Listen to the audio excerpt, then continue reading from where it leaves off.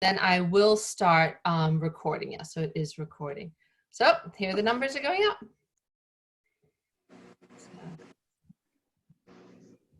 All right. So welcome everyone. We're going to be starting in just a moment as soon as we get our members coming in. And just right off the bat, I'm going to apologize. I have he's starting to be a senior cat, and he had his medicine today, which makes him very vocal. So he comes into the room and starts yelling. So if I don't hit mute quickly enough, they hear a cat yelling, and that's not, nobody's torturing him. So, okay. you know, sorry, because he keeps coming. All right, so here's Deb. Deb, if you'd like to unmute yourself and introduce yourself to the panelists, that'd be great. Hi, I'm Deb, otherwise known as Deborah, and I'm a member at large. And it looks like a great panel tonight. Thanks for showing up. All right, so people are getting lots of highs, and thank you, Deborah. That's great. And then, and once the meeting starts, all the board members, you can mute yourselves. That would be great. And a couple more minutes.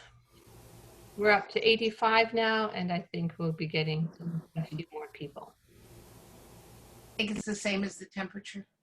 Yes, it is quite warm. I was worried for a moment. We had a huge, one of those fast thunders, storms moving through, and I was just, the lights all flickered, and I was like, great, I'm going to lose power 10 minutes before my meeting. So it did not. Bob and Michael will stage a coup d'etat, so don't worry. Yes, that's right. Yes, especially Bob. He's a tricky one. All right. Okay, so people are slowly coming in. Lots of nice highs and hellos. Yes, and if anyone does have questions, please use the Q&A. That's the best place to put them. Okay, so let me start getting ready, and we'll do a screen share. Okay, hold on a second.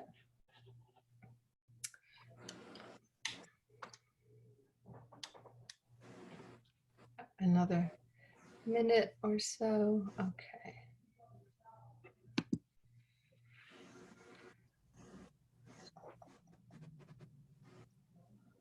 Sorry, I accidentally sent something to just one person. No, that's all right. Oh yes, remember that you can use send it to many people or just. I don't know how that happened.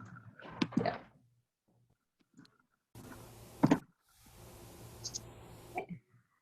Okay, so we should all be able to see my screen now. Is that correct? Yes. Yes. Okay. All right. So welcome everyone. Let's get started, and welcome to our panelists. Welcome to our board, and of course, welcome to our members and guests. My name is Emma Guest-Gonzalez, and I'm the president of GANYC, and it's always a pleasure to see everyone, albeit virtually, for our monthly meetings. Now you'll see on your screens right now our agenda for today. I'll be giving a brief report, and then we'll get right into our panel, which will be the real meat of our discussion. And we have a wonderful group here to speak about diversity in tour guiding in New York City. Stacey Toussaint, the founder of Inside Out Tours, Kamau Ware, artist and founder of Black Gotham Experience, and Eric K. Washington, historian, tour guide, and cultural consultant. After the panelists, we will be having an update from our Health and Safety Task Force, and then Mike Morgenthal, along with Megan Murad, will update our members about Tour Your Own City, and we will end with our committee reports. The meeting is being recorded, right? So something to keep in mind, the meeting is being recorded. And for viewing the meeting during the panel, you can either choose the speaker view or the gallery view, so you can see the board and you can see all the panelists together. for the committee reports. And panelists, you are welcome to stay once the meeting is over. You can leave, just leave the meeting, or you're welcome to stay and participate if you want to. Just turn off your video and your audio and just listen in the meeting and hear about the things that GANYC is working on and has been working on over the past month or so. So like I said, use the gallery view if you'd like to see everyone all together. But this is also being recorded, so for our attendees too, if you need to leave, you will be able to see this afterwards.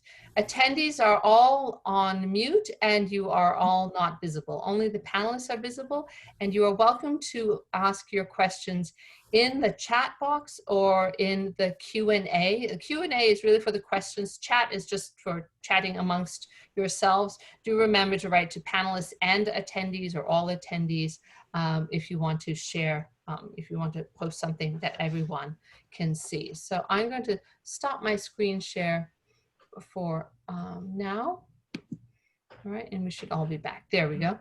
So yes, so I already see some chat, and I already see some Q&A, and we are going to have our board members keeping an eye on that. So welcome everyone, especially welcome guests. I hopefully will have people who are not yet GANYC members who have signed on to this meeting. Sometimes we have people coming from different parts of the country, including our own Jeremy, who's up in Maine and joining us, which is handy. You can actually make it to a meeting no matter where you are. And it's really a nice thing because we've had more and more people coming to our meetings than we have when we actually have them in real life. And it's been another month of, I don't know how to put it, pandemicking, quarantining, slowly emerging from our isolations, slowly but surely. And it's, I think I speak for everyone when I say it's very frustrating seeing what's happening in other parts of our country when we've spent so long inside. And I don't know if any of you saw a tweet that was going around saying, we're like the group project, and we're the ones who actually do the work on the group project, and everybody else makes you fail the class even though you've done all the work. So yeah, it's hard being the good kids, but hopefully things will improve and hopefully we'll be able to move forward. I know indoor dining has been closed, which I think is a sensible thing, the same in my state in New Jersey. And one thing we want to emphasize is that everyone's health and safety, of course, is paramount. And we expect and we hope that all tour guides, no matter whether they're GANYC guides or not, but especially GANYC guides, really to be following all the health and safety guidelines and recommendations. So wear your masks, keep social distancing when we are able to guide, and we'll be talking about that more. Please make sure you're doing it properly and make sure you do keep your mask on the entire time. They're not, I think Governor Cuomo did that great. He's like, it's not for your chin, it's for your face. You're covering your mouth and you're covering your nose. And I like to think that GANYC guides are the best of the best in New York City. And so we need to lead by example and do things properly. We'll be hearing more from our health and safety task force about these guidelines and also tour your own city. Now, it's June, so of course, happy Pride, and which we just had on Sunday.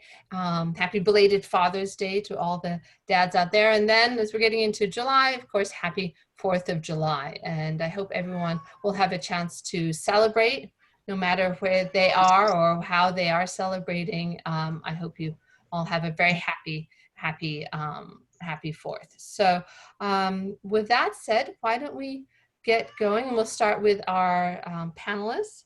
And let me just introduce them to everyone. And we're so very grateful to all three of you that you're here and that you are speaking with us tonight. And I hope this is going to be a really fun and interesting conversation. So we'll start with Stacey.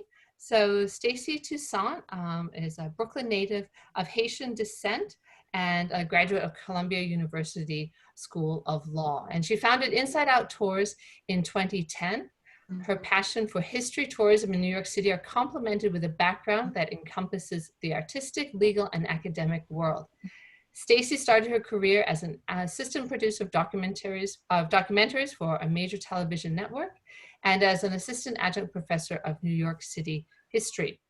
She has also worked for 10 years as a commercial litigation and securities lawyer before pursuing her true love and launching Inside Out Tours with her childhood friend, Sheila. She now serves as the managing director of Inside Out Tours, an award-winning tour company that in 2019, this is in just 1 year, and I'm sorry, Stacey, I did not write that properly before, 37,000 visitors into New York City. All right. So Stacey is going to be our expert when it comes to large crowds. I don't think they came all at once, but so yes, 37,000 visitors to New York City. So thank you, Stacey. She serves as a small business consultant and an educator for NYC Small Business Solutions and the Brooklyn Public Library. So that's Stacey, and we're really honored to have you here. Now, Kamau Ware was originally from Pittsburgh, Pennsylvania, where he was born and graduated from the University of Pittsburgh. There he founded an artistic collective and then moved to New York City in 2006. He activated his photographic and curatorial skills to build a Brooklyn photography studio called Kamau Studios LLC that employs a visual storytelling approach called Story Style, excuse me. And in 2008, he started working as a part-time educator in the Tenement Museum. And when a little girl asked him, "Where are the Black people?" he decided to do something about that and fill that void in the story of New York City.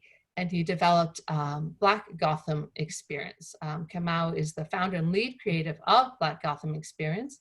And he has an extensive public experience that includes interactive walking tours, especially through Manhattan's financial district, and photography-based graphic novels.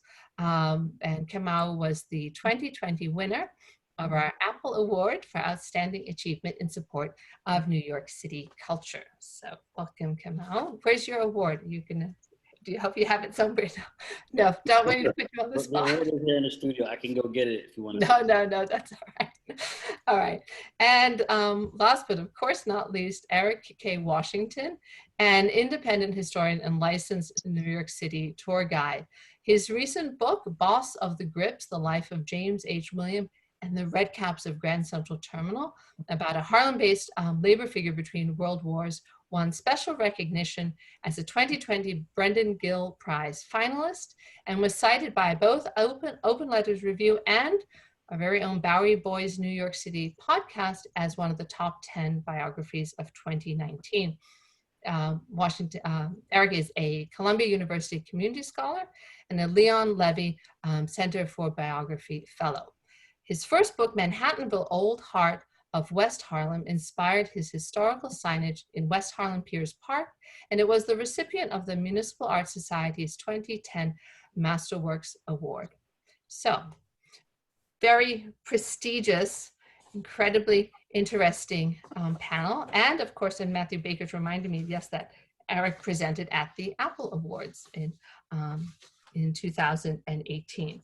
So, with that said, let's get started. And the inspiration for and the sort of leading us into this discussion are, what's happening today and around our country, and galvanized by the protests, not just in New York City and not just the United States, but around the world in support of Black Lives Matter. And so that got us thinking here at GANYC. We support Black Lives Matter, and I hope you all had a chance to read a statement on that, and to have a discussion of the bigger picture of tour guiding in New York City and diversity and systemic racism, perhaps in the tour guiding profession and the tour guiding industry itself. How can we address that? How can we discuss this, and what are the steps that that we can take? And so we asked our panelists, we sent them a set of questions, which I'm going to start just with the first question, and then we'll you know, everyone feel free to chime in on this. And so the first question. So in your own work, how do you approach the often traumatic, sometimes uncomfortable, and overtly political issues associated with systemic racism in New York City history? And I was wondering if Stacey, if you'd like to start with that question. Sure.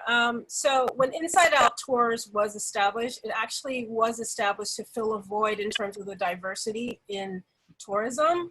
I personally felt that a lot of stories just weren't being told.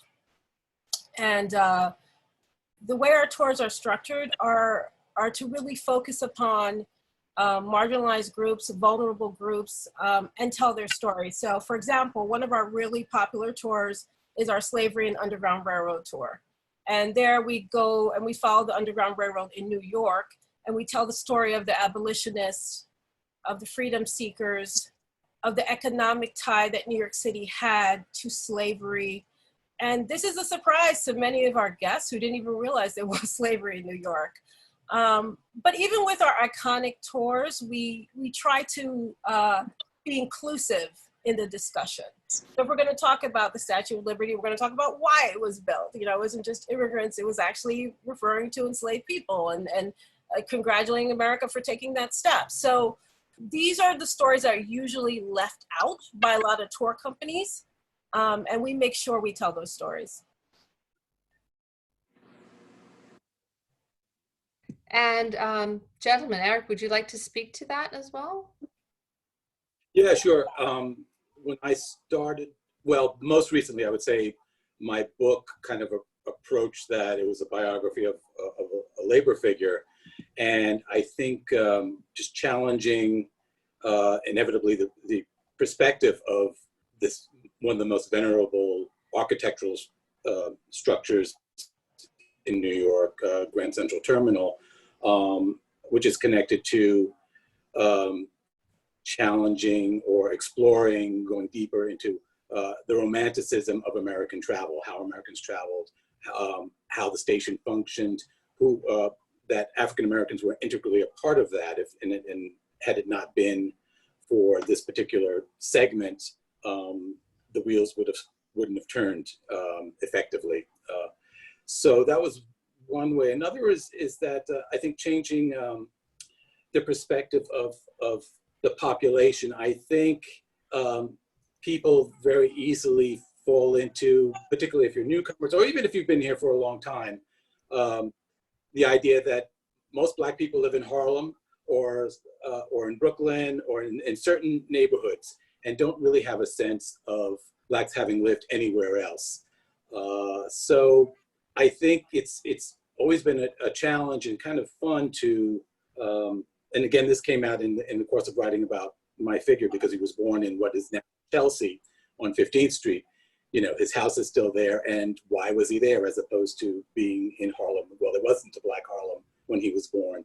And being able to kind of challenge those perspectives, people often find interesting. I think most people are looking for a good story.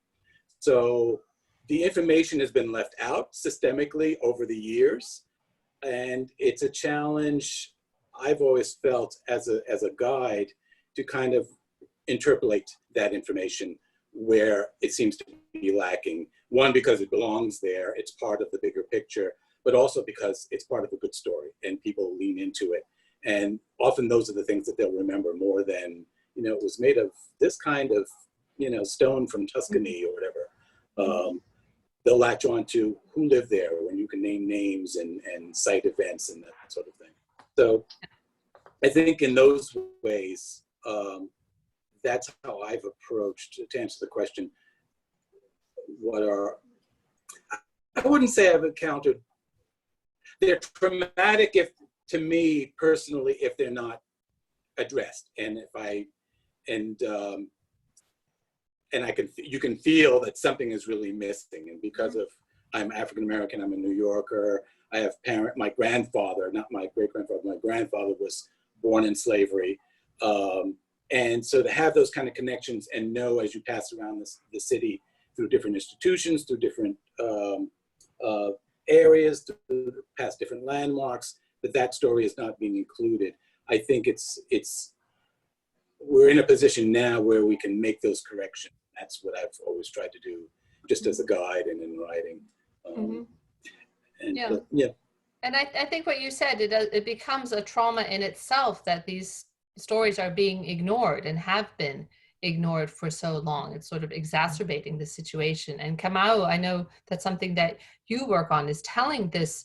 I mean, when you're speaking of the enslaved peoples who were sold in the financial district, I'm sure, I mean, that's very traumatic, and that must be very difficult for some of your guests. So how do you deal with that? Well, I take the concept, all politics is local, to like the 1000th degree, and center the politics of choice inside the body and ask people to lean in with some emotive capacity in their imagination, not just to think about the way slavery has been politicized or the trauma of somebody that might have lived centuries ago, but nobody has a monopoly on pain. Most people have had some pain in their life, and everything is relative. So it might not be the exact same story as the next person, but when you ask people to consider things from the perspective of a parent, or as a wife, or as a husband, or from somebody who misses home, or somebody who feels like they can't quite move freely through society, you begin to create a thread with somebody in their own body. And it really kind of like filters out any type of method to like not acknowledge what is, very obvious, which is people of African descent that helped establish this area were human beings, and they had feelings and they had thoughts. And when you begin to emote with that and identify with those individual stories, as well as just consider that people's starting point is not slavery. We go back to like the 1400s and just show the trajectory of the transatlantic slave trade as this very large epic, as W.E.B. Du Bois said in late 1800s. It's a very fascinating story. And by telling the story and asking people to imagine the characters, often we just kind of like slide to the left or the right of anyone trying to slow down the conversation because it's too traumatic or too painful or too political. You begin to talk about the politics, very local, of like, how do you feel and how would you imagine being in this particular experience or having this as a backstory. So I haven't had a tremendous amount of pushback or anybody just like reticent to begin to consider the different aspects of life. And, just to kind of give an example, I know sometimes it's not like, it can be entertaining and substantive. It doesn't, you don't lose any potency by making it relatable. I've talked to people before and say, imagine, the time it might take you to get from the West Coast or Central Africa to the West Indies is like a semester at college. It doesn't make it any more watered down. It just says, most people have been to college, you've been on one of our tours or know somebody in college. Like imagine spending a whole semester, in a ship, in a slave ship, that is. Just there's ways to make the comparisons. Yeah, and I think that's really important to say that also that, you make it relatable and you get that emotional tie that people can have to it. Now, already one of our guides asked if you've had to deal with resistance and discomfort for some of the guests. And as Martine is actually, she's also Black, and she was wondering how you deal with that. So perhaps Stacey, you could speak to that one. It's about knowing your facts and being really confident. I kind of rank my tours from tours that are more challenging to tours that are less challenging when it comes to whether or not someone's going to actually confront you.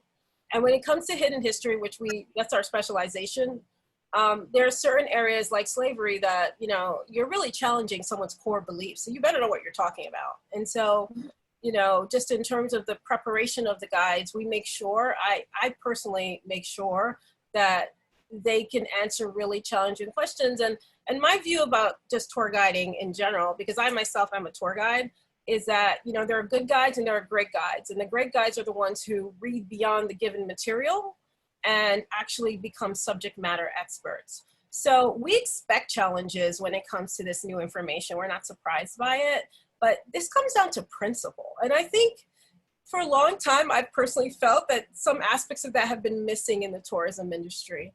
What do you actually stand for? And are you willing to risk something in order to get that message out there? And so we don't mind risking it. And we have some disgruntled who will go online and say, I can't believe they said that. But in general, people are very happy because they feel like something, I think people know when something is missing, like intuitively, you know, when you're not getting the whole story. And there's actually often a sense of relief of, oh, wow, finally, I found out these facts that have been hidden from me. So we're okay with challenges. Yeah, and I think that's great. You said being prepared and knowing the history. And Eric, that goes right to what you do. I mean, you are a scholar and historian, and we all are in a certain, in many different ways. But your books directly become resources, and I'm sure your books helped you with your tours. Well, I think the books have actually come out of guiding because, as you were presented a certain framework of material, like this is a neighborhood or this is an area that I have to talk about, and I've just decided, well, there must be more. Let me see if I can find something more interesting or something more that nails something down, some information down, or explains something a little bit more broadly. All of those things. So I think my books have actually come out as a direct result of my having been a guide and having a sense of what I would like to have available to me if I'm looking for information. I think in a way we're sort of spoiled as New Yorkers because I think New Yorkers we like to think we know everything, but on one hand, on the other hand, we're really psyched by learning something new that we didn't know before. I've given a tours for years of Trinity Church Cemetery, which is up where it's down the block from me. I moved here 18 years ago. And there are no in-ground Black burials there. I like cemeteries. I thought it's an easy thing. So it's history. I have to give, for people who are interested in cemetery tours, I've been able to identify from the 5 people that they knew about who were celebrities, upwards of 100 people. But as soon as it's identified as a historic cemetery, and this is New York, the challenge for me is, well, then there must be some connection to African Americans in some kind of way, because African Americans have been here as long as anybody else. So I started giving, when I had done a bit of digging, a Black history tour of the cemetery, where I've got no actual burials to show people, but there are always these extrapolations that you can make. And it's always been successful because somebody has a connection in some kind of way. I found a mayor who they had forgotten about. He was an abolitionist. He was a mayor of New York City. So there are connections there, and that's always fun. And I think in some ways we're fortunate, maybe more so than in other places, because in New York, an urban cemetery really is a microcosm of the living city at large, and you can do that. But it's true with a lot of other places. I think New Yorkers, they want a good story, and they're not really put off by information necessarily having to do with race. At least I haven't encountered any direct pushback. I'll get people who are a little bit, kind of like stump the tour guide kind of stuff, Yeah. But I always have like images. I usually have some documents, on my iPad, whatever, that I can say, look for yourself, Yeah. And give people resources so they can dig a little bit deeper. So it's not so much pushback about the information in terms of denial, but usually that kind of pushback has more to do with the personality of, I want to tell you what I know or what I think I know. Right. Well, we have a question actually from another GANYC member about if you're saying he's given tours. This is from Jim. He's given tours of places that have the quarters of enslaved peoples, and how do you deal with them? So if you say you have children there, does it make it becomes difficult for them perhaps to process or to deal with this? And this is one thing when I was in Charleston for the National Federation of Tourist Guides Association, we had a discussion of traumatic history, and it was really important, the idea of contextualizing the stories and contextualizing the history. And I think that's something that all three of you do extremely well, and that you need to be aware of when you're doing this kind of hidden history, as you called it, Stacey, and bringing it to life for people in when they might not be, as Eric said, there may not be the concrete example right there, right in front of you. But in terms of the self-image of, say, children or people who have not been confronted with this kind of history, do you have any comment about that? Kamau, would you like to talk about that one? And I think you all should be able to see Jim's questions as well. Yeah, I just want to restate to make sure I get this correctly. You want to look at from the point of view of a child or children's experience? Yes, he said, as he said here, he feels terrible if he has students, with a group of young Black students as we tour, for example, the slave quarters, and you want to face history head on, but he also fears that it'll give children a negative self-image being confronted with those kind of evidence, that brick and mortar evidence of history. How would you all feel about that? Yeah, I mean, I think that one of the things that Black Gotham Experience has leaned into a lot is just giving context for the Black body before there is a New York City, or before there's United States, or before, the Dutch even arrived here in 1624. And like behind me, I'm here in the studio now, is an image of Afonso from the Congo, who first begins to establish Catholicism in what is now the Congo. And it's around the same year that Christopher Columbus, quote unquote, discovered America. And one thing I've noticed when I've had student groups here from second grade up, everybody they hear the year 1492 and they can sing on cue, Columbus discovered the ocean blue. Like that poem is all over New York City's educational system. And when you can take a moment like Columbus discovering the Bahamas, really, and begin to unpack Columbus as a historic figure, but also expand their concept of what's real and show them that the way that, West and Central Africa looked during that time period before colonization and before the slave trade really hits its, major arc, you just give people a whole different concept of Black people as bodies and as individuals before they begin to look at the United States, which is like 2 centuries later, as well, the founding fathers were enslavers, and somehow we just kind of like psychologically forgive them for that and make it seem like it's normal. But if you begin to go back in the timeline, you can see how it really never was normal to own individuals in the way that we did. And so young people often lean into those kind of stories because it expands their map and expands their mind for something that might be as simple as a story of Columbus.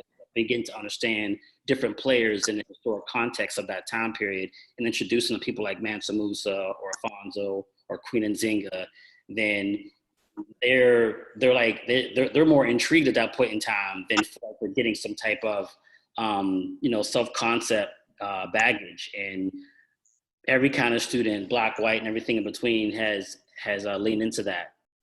Yeah, and I saw Stacey, I saw you nodding during that when Kamau was speaking. Did you have something you wanted to add about that too?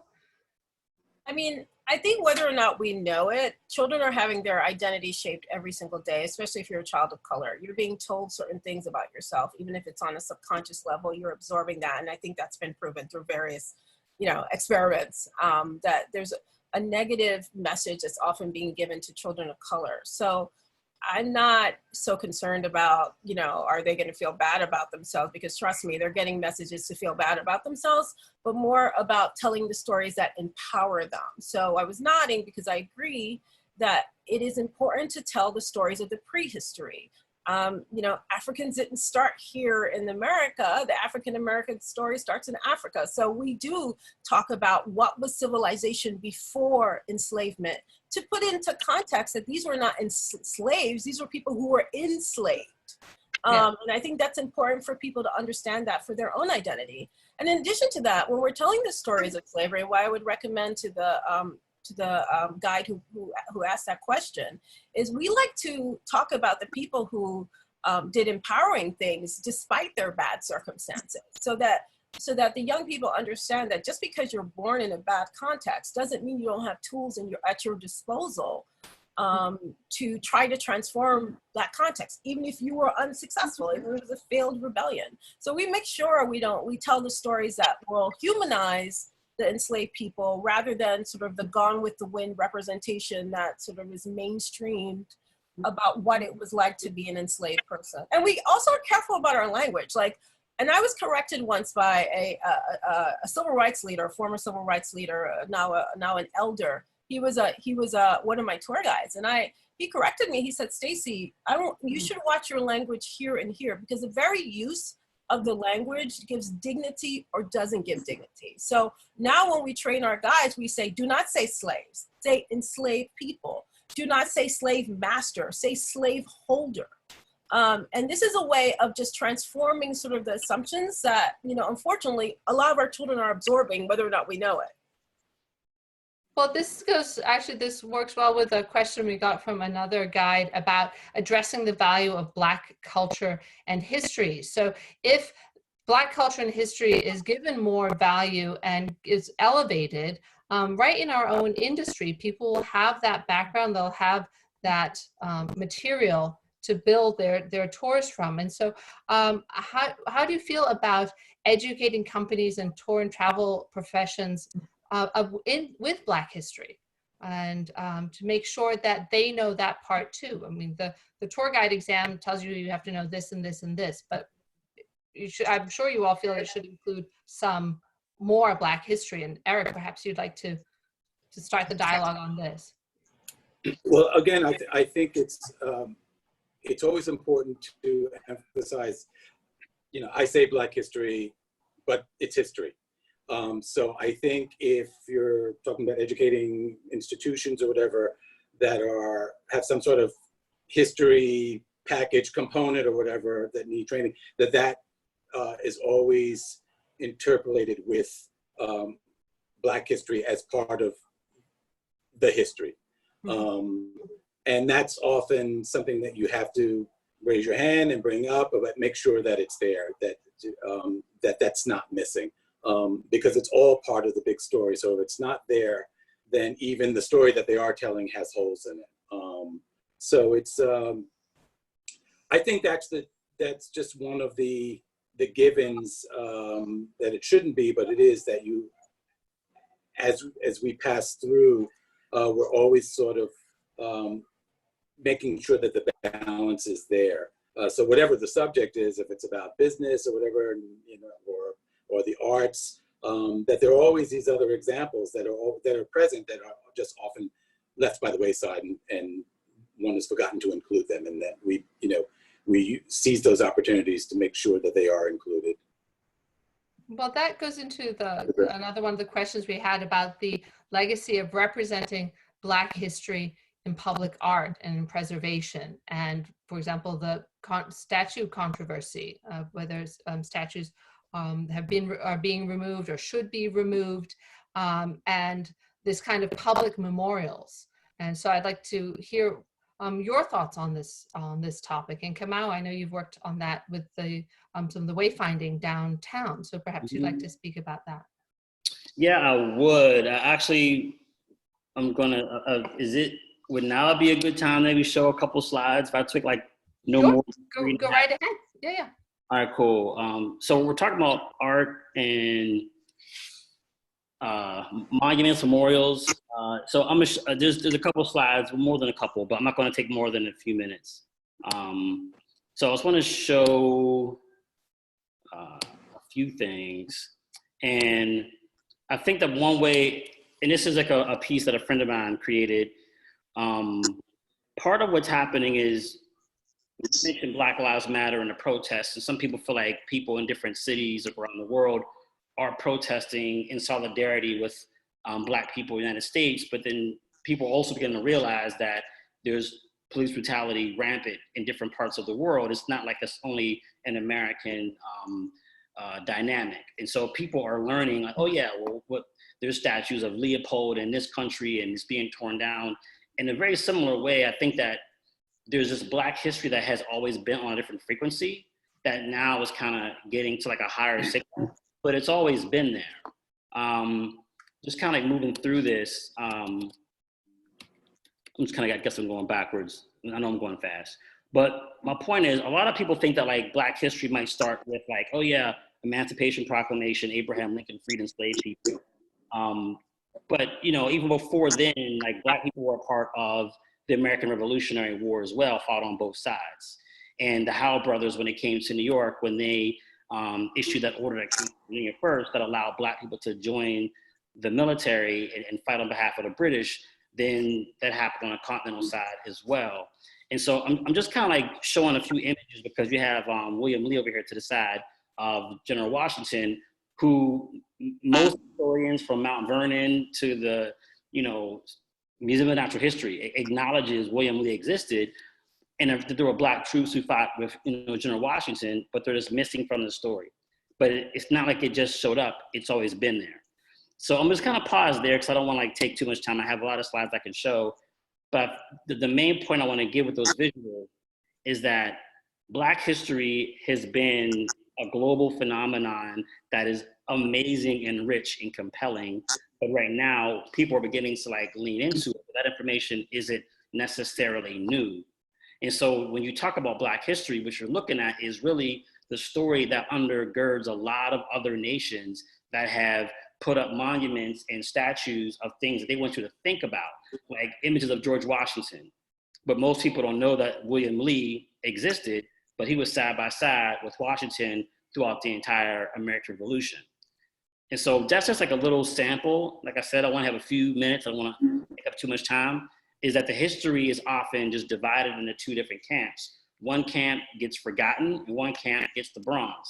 And the public square is like software writing on our conscious and subconscious saying what's important, what's not important. And so I think that the conversation about monuments wouldn't happen if people weren't already realizing that half of the story, less than half of the story has been told. Yeah, Eric, what did you feel about that? Yeah, well, you were asking about monuments and you know, there are a lot of monuments I will not miss whatsoever. I think it's easier for me to say goodbye, good riddance to the Confederate monuments. I don't know that we have those here. So there's a sort of convenient remove for that. And there are others that I find problematic, but the immediacy of their offensive-ness is not as acute. And I would probably say that about, on the one hand, the monuments to, what's his name, the gynecologist, Sims. J. Marion Sims. Yeah. That's removed. Yeah. Goodbye. I have no problem with that. Yeah. Other,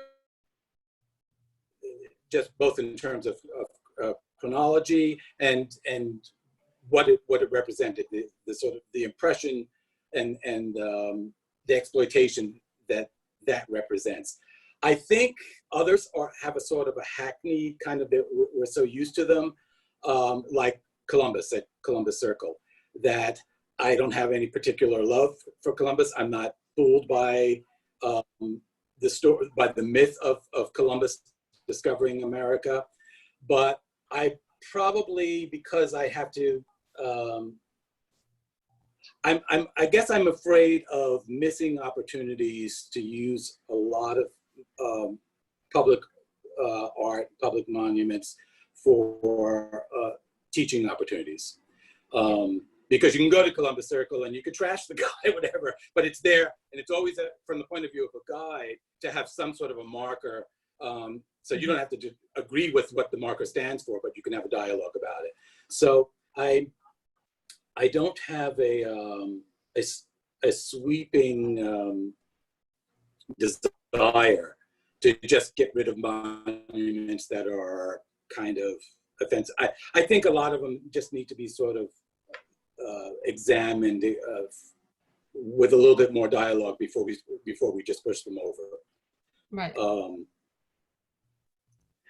Yeah, I think Yeah, that's that's my feeling about it. But then there's a whole other thing about monuments, because there are monuments that are being proposed that I have my own concerns about, because I think the selective, I think it's rather selective how they're vetted, and they tend to be politicized. So there was recently a monument dedicated to Elizabeth Jennings, who was often described as 19th century, New York's 19th century Rosa Parks, who had a benchmark case that led to desegregating public conveyances in the city. And it was in the papers that a monument was going to be built and placed by Grand Central Terminal, which is, for me, problematic, because if you're using markers to kind of help you tell a story, as places to start a conversation, as conversation pieces. The incident where she was thrown off a streetcar was miles away from Grand Central. So it's not really relevant to the site. It's almost as if you're saying the site that it's relevant to, the people who live in that neighborhood are not really worthy of this monument. It's for me, it's kind of bizarre. So I think there's the issue of monuments that maybe have outlived their stay, but also when we're considering new markers that are intended to be permanent, that they meet a certain qualification of appropriateness in terms of their location and design. I think that's really important to hear and to understand, always keeping in mind the context of these monuments and of these figures. And like you said, I mean, I love the idea that they become a point of discussion. They can become a jumping point, a point you can jump off from to lead your discussion or to lead your tour, maybe to educate the people on your tour in a way that they, didn't think of before. And Stacey, if you want to add something to that, and then we can move on to the next question. I mean, certainly it's a point of frustration when I am doing hidden history tours, especially dealing with people of color, and there should be a marker there and it's not there. I remember speaking to a local council woman about it, and I was like, can we do something about this? And unfortunately, I got caught up in other things. But it's a problem, because I'll be like, here is where, this Underground Railroad spot was, or here's where the first Black church in New York was, and it's there's nothing there. It's a big problem. I think that the monuments of the city clearly don't reflect its diversity. So, I'm certainly game to work with whomever on helping to change that. Mm-hmm. Well, And I was going to say, often the monuments are not monuments per se. They're not, but they are existing properties. Actually, the couple of slides that I brought, there was sometimes they're buildings. There's one, the two slides of the Hotel Olga, and I did a fam tour for GANYC a few years ago of not this one, but the next one. Oops, sorry. This one here? No, the other. That one, yeah. So that was on the corner of. Anyway, it was a building that was on the corner of 145th and Lenox Avenue, and it was the Harlem Renaissance Hotel. There were very few hotels for people of color who were traveling to New York to stay, and this opened then. It's not this one.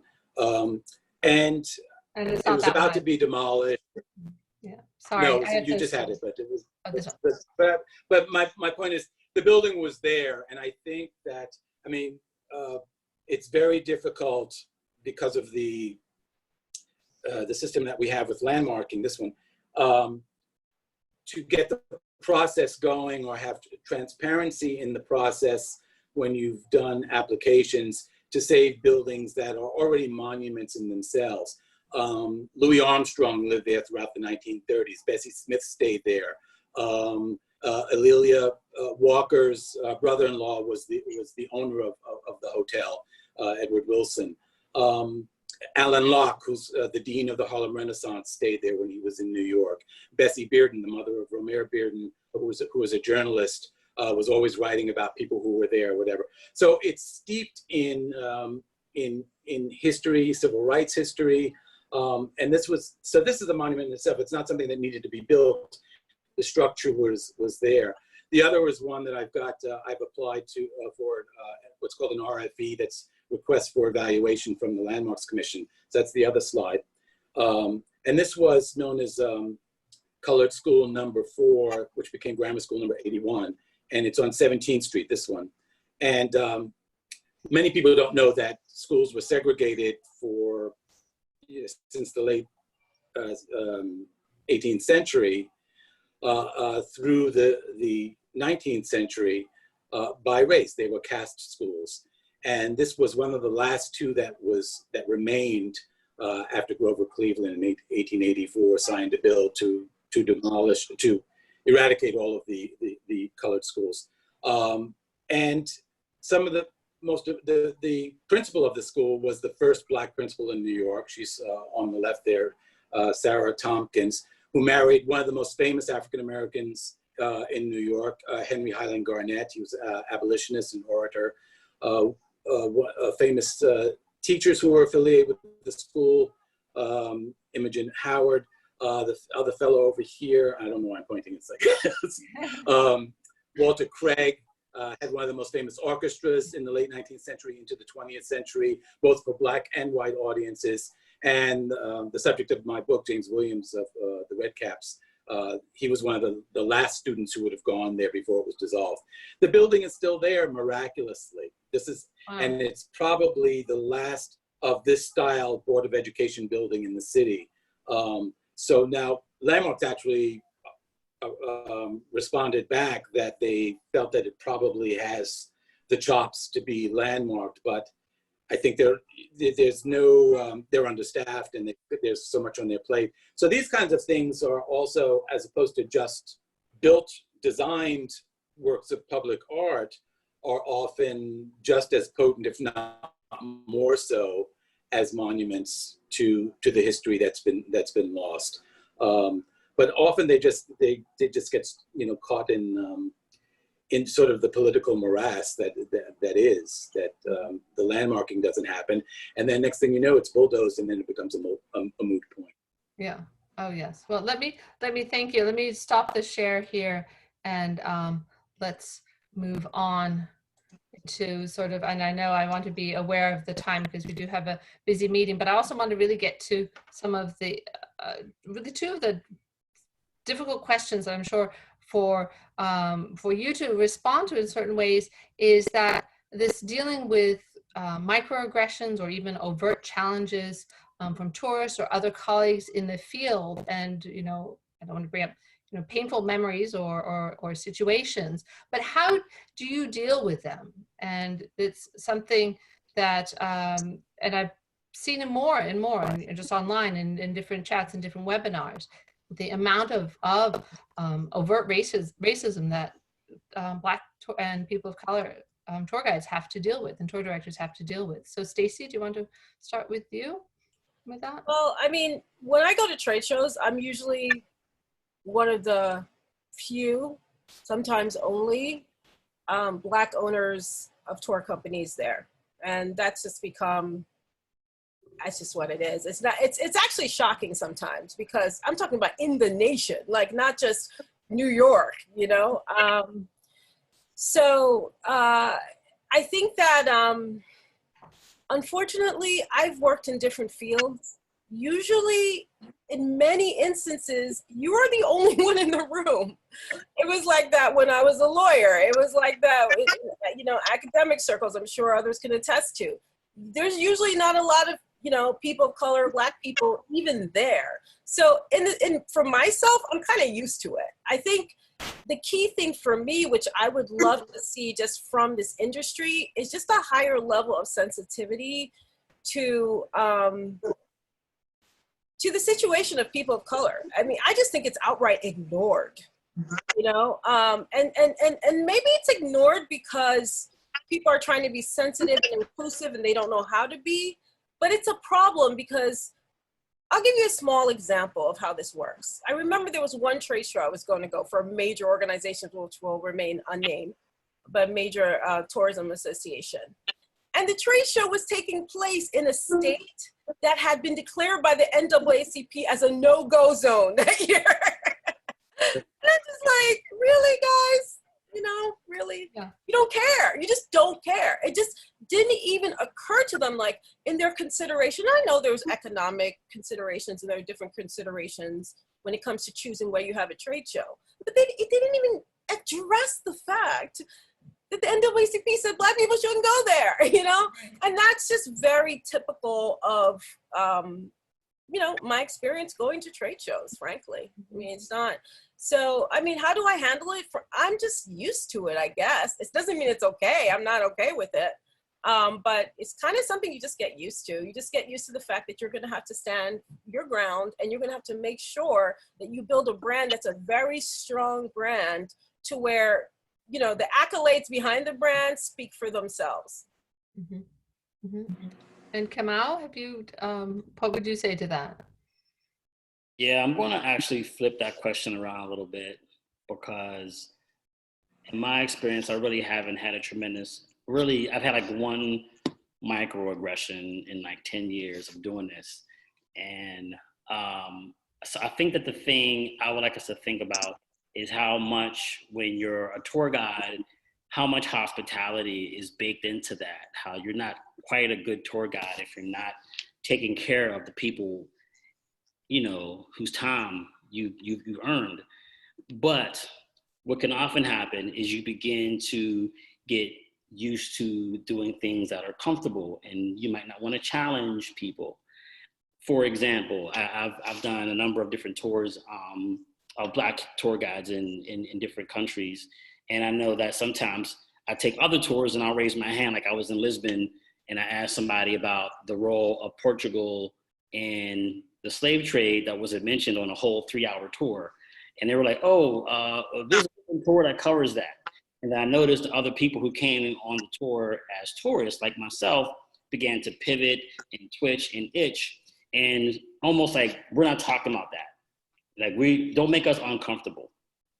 And so I want to flip it around to this fantastic audience and just say, you know, be mindful, whether you're quote unquote an ally for Black lives or whatever. And I'm not trying to make fun of that concept. I'm just saying, I know some people, that's a major discussion point. But be mindful when you're selling this narrative of meritocracy that somehow people who came here as immigrants, unable to somehow live in tight quarters and somehow make it from selling their wares and send their kids to college, that is true, but at the same time, everybody is not being given that same level of opportunity to build up off their merits, right? And so I think that could be a comfortable narrative to tell people that you come here and you can make it because you work hard. You can work hard and not make it. So I think that those kind of conversations have to be just baked into real stories about New York, which has like the biggest segregated school system in the country, and be comfortable being uncomfortable with your guests when you have to tell them things they don't want to hear. So that's my flip for the question. I think that more than microaggressions, I think that every guide who's giving stories have to not always tell people what they want to hear, but sometimes give that really uncomfortable truth and let them, you know, deal with that too. I don't think you're going to lose money. You'll just kind of like, you know, gain some texture in the experience. Mm-hmm. Eric? Yeah, I have to say, I probably get less of that because I give walking tours where there's usually an abstract and people are signing up for, they basically know, you know, what it's about. So it's not, I think it's nothing that I can pin, you know, it happens, but I think I get more micro and macro affection that washes down whatever those little, you know, niggling things are that I don't notice it as much because I know that it's out there and I know why I'm there and what my, you know, my goal is to get from, you know, A to Z in this 2-hour stretch, and that's that. And you're always dealing with multiple personalities, preferably not all embodied in one person, but it's, you know, so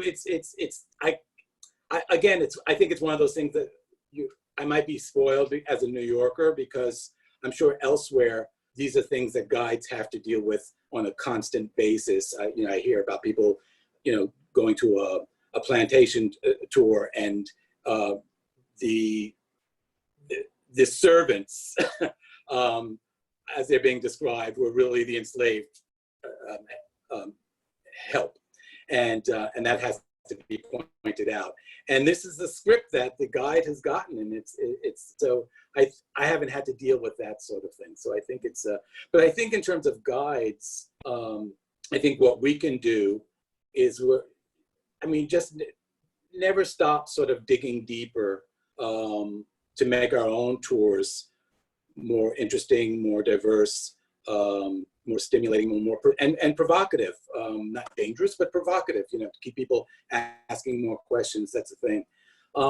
I think also, though, as an organization, that's where everything starts. And I think even with GANYC, as I was trying to, you know, look for the links and things like that, even look at the photos, the group photos, and do a double take and say, is this what we look like if we're a microcosm of the city that we're representing? Mm-hmm. Because those are things that sometimes just by artifice, we have to say, note to self, check for diversity. Right. Until it becomes second nature. Right. And I think that's, you know, that needs to be done. Well, how do you think the tour guiding industry can recruit people to help diversify our organization and the tour guiding industry in general? I mean, we do have a, you know, subcommittee, and we're looking at this. And what would be your advice for that? And Stacey's, and you are your operator. You know, what would you say? Or Eric, yeah, if you have something to social media is one of the great things about social media is that it's basically free. I don't spend money, you know, having postcards printed and, you know, knocking on Kinko's at the 11th hour saying, you know, I'll only be a minute. So you can do a lot of things on social media, and if you're a bit creative, you could do things that really have pizzazz and shoot them out there, and they're on the other side of the planet instantly. And I think, having said that, I know that not everybody, you know, particularly of my generation, has a grasp on social media, but that's what your kids are for, or your neighbors' kids. So but those are things that can be harnessed to use. Also making so that it's always like posting pictures of, like GANYC has these wonderful fam tours, and I just eat up the you know, the threads on Instagram.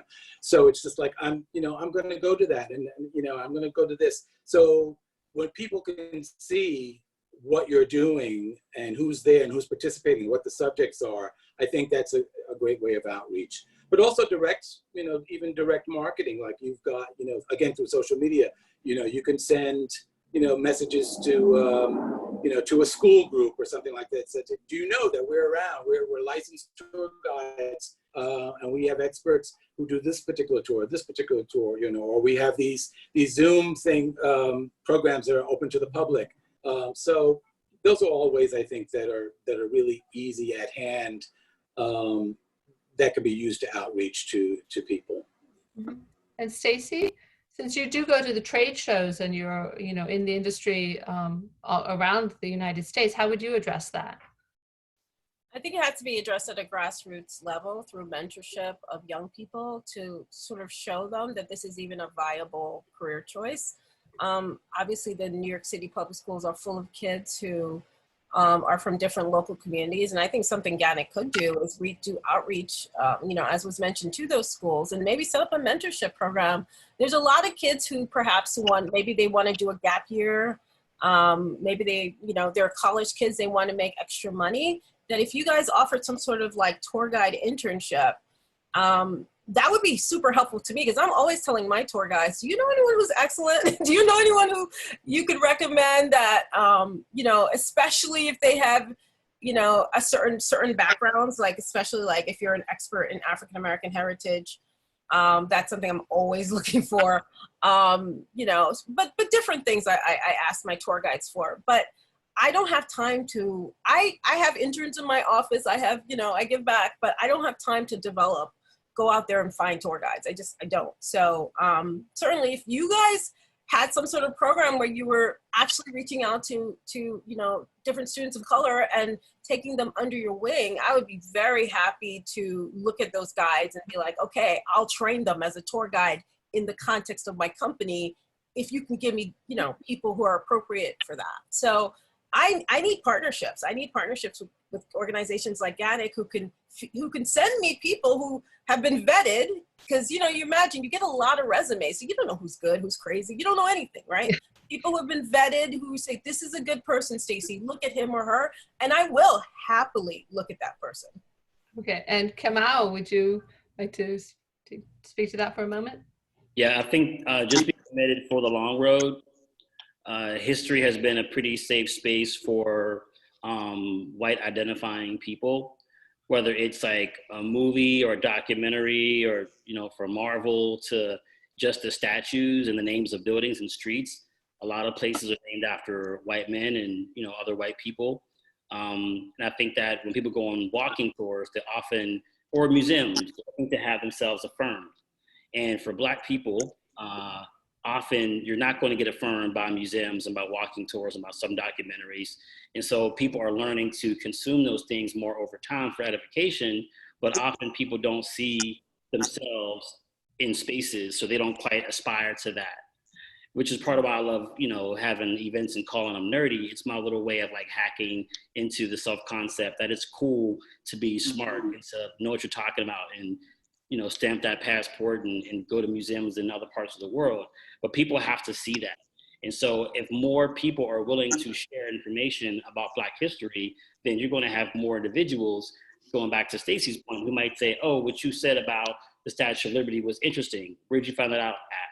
Or what you said about New York City and its connection to slavery, that's intriguing.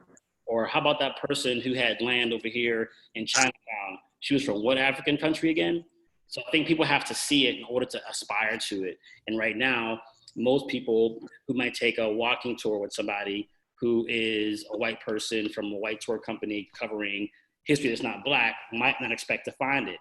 But I love all types of information and often find dots that are not connected and say, oh, here goes a Black fact here in this biography about this particular person. I'm going to connect it to this. And so if you take time and just continue to incorporate more stories and create more positive experiences for people who might be of color on your tours, they're going to want to aspire to be in you and say, hey, I want to be a person who gives that information. Everybody who's a tour guide for Black Gotham Experience has pretty much came on a Black Gotham tour and says, this is dope, I want to do what you do. But if I didn't give them that experience, they probably wouldn't even thought it was possible. A lot of them have never even thought about being a tour guide until they came on a Black Gotham tour. So they couldn't see it until they got a chance to experience it. Yeah, well, that's a really good point. And actually that's a part of our discussion is that even though, no matter what color you are, tour guiding is often not seen as an actual profession. So it's something that to help everybody think of, but especially directing towards people of color. Now, one more point real fast, Emma. Sure.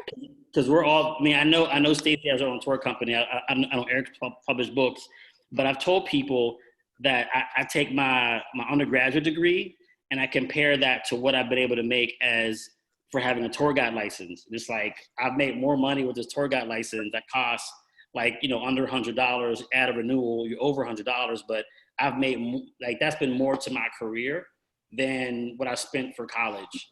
And so just from a, return on investment, I encourage people, get your license and learn something.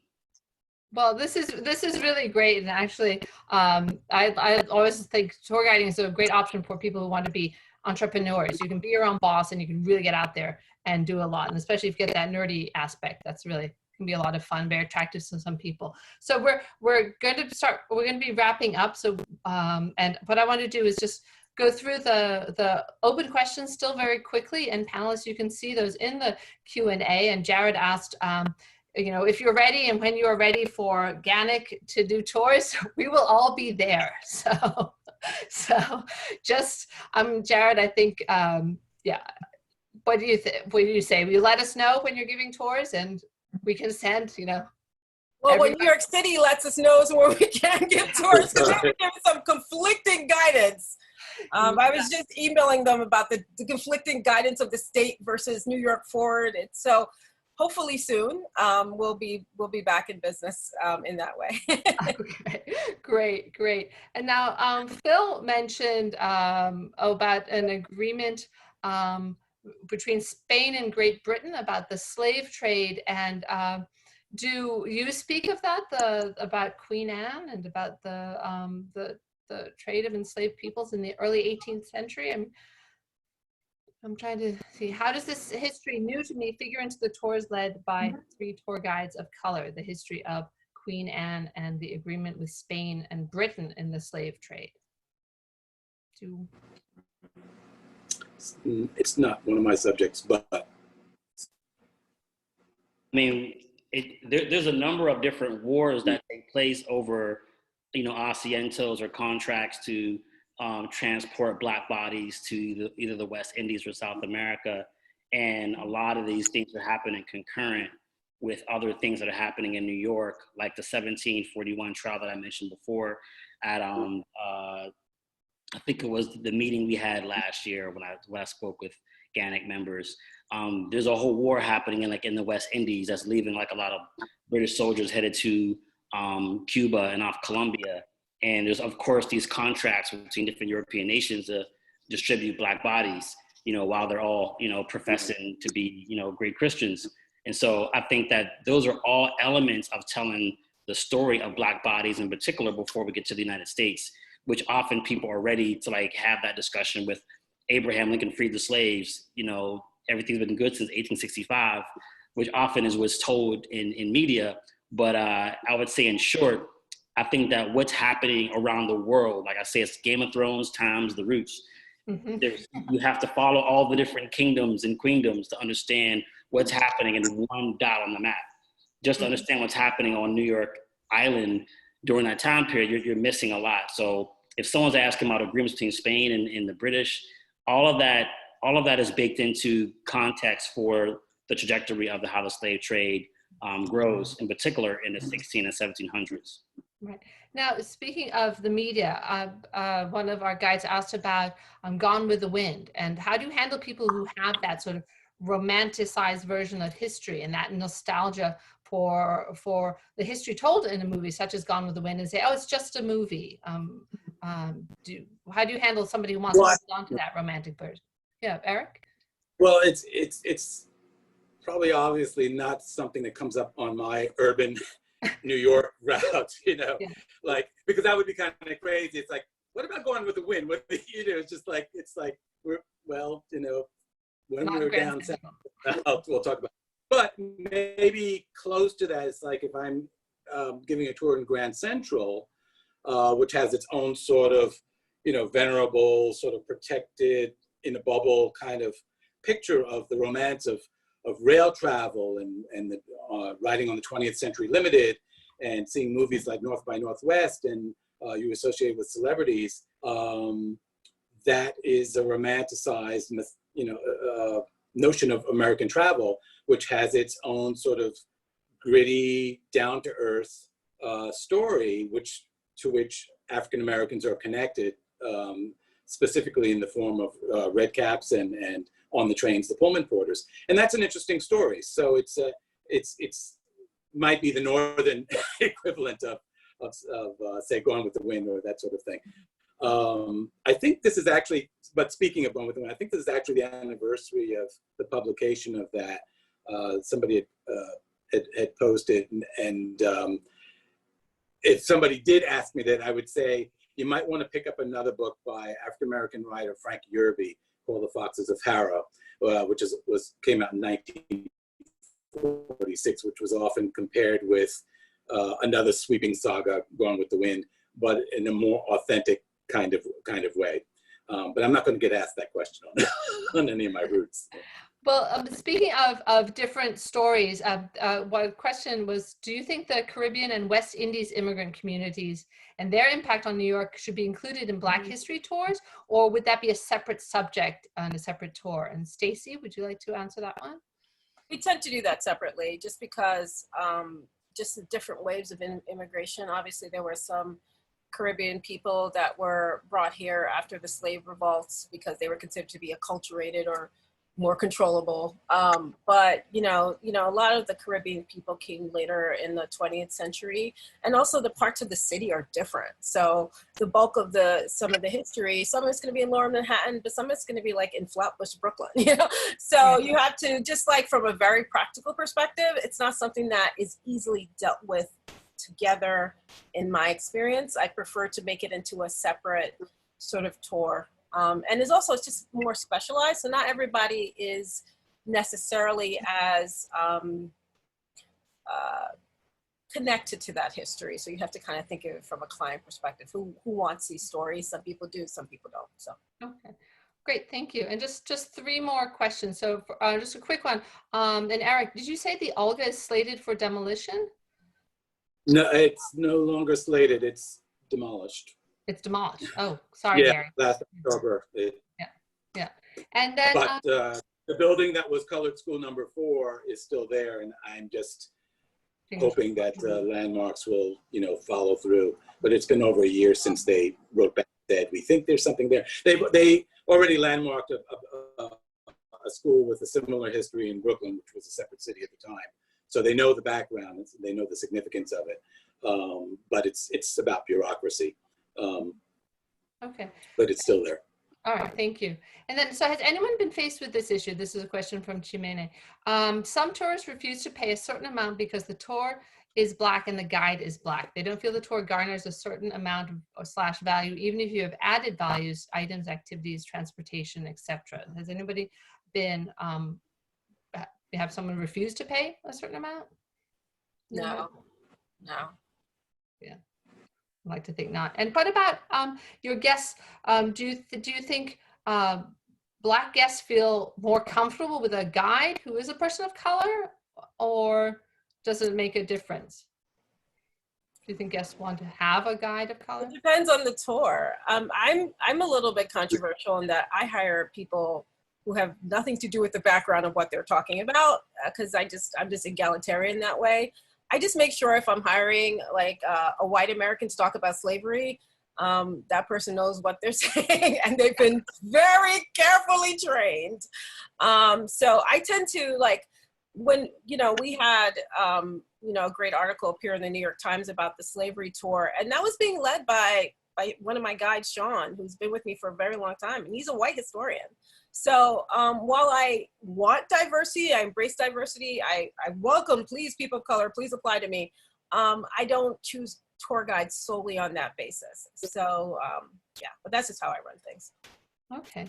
All right. Well, thank you all so very much. We've gone over time, but I think it was well worth it. And the burning question on everybody's lips, besides the when your tour is starting, so we can take them right away, is we hope you all will join GANYC.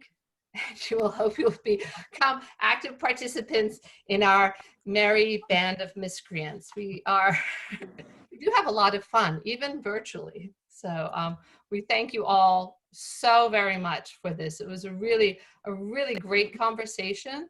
And this will be up on, like I said before, on our YouTube channel, so you can watch it. Sometimes I like to rewatch meetings. Other times I really don't want to rewatch them. But we'd love you to join us, and hopefully another virtual meeting, and then also to become members and be part of our organization. So thank you very much. Great. Thank you. Thank you for having us. Thank you for having me.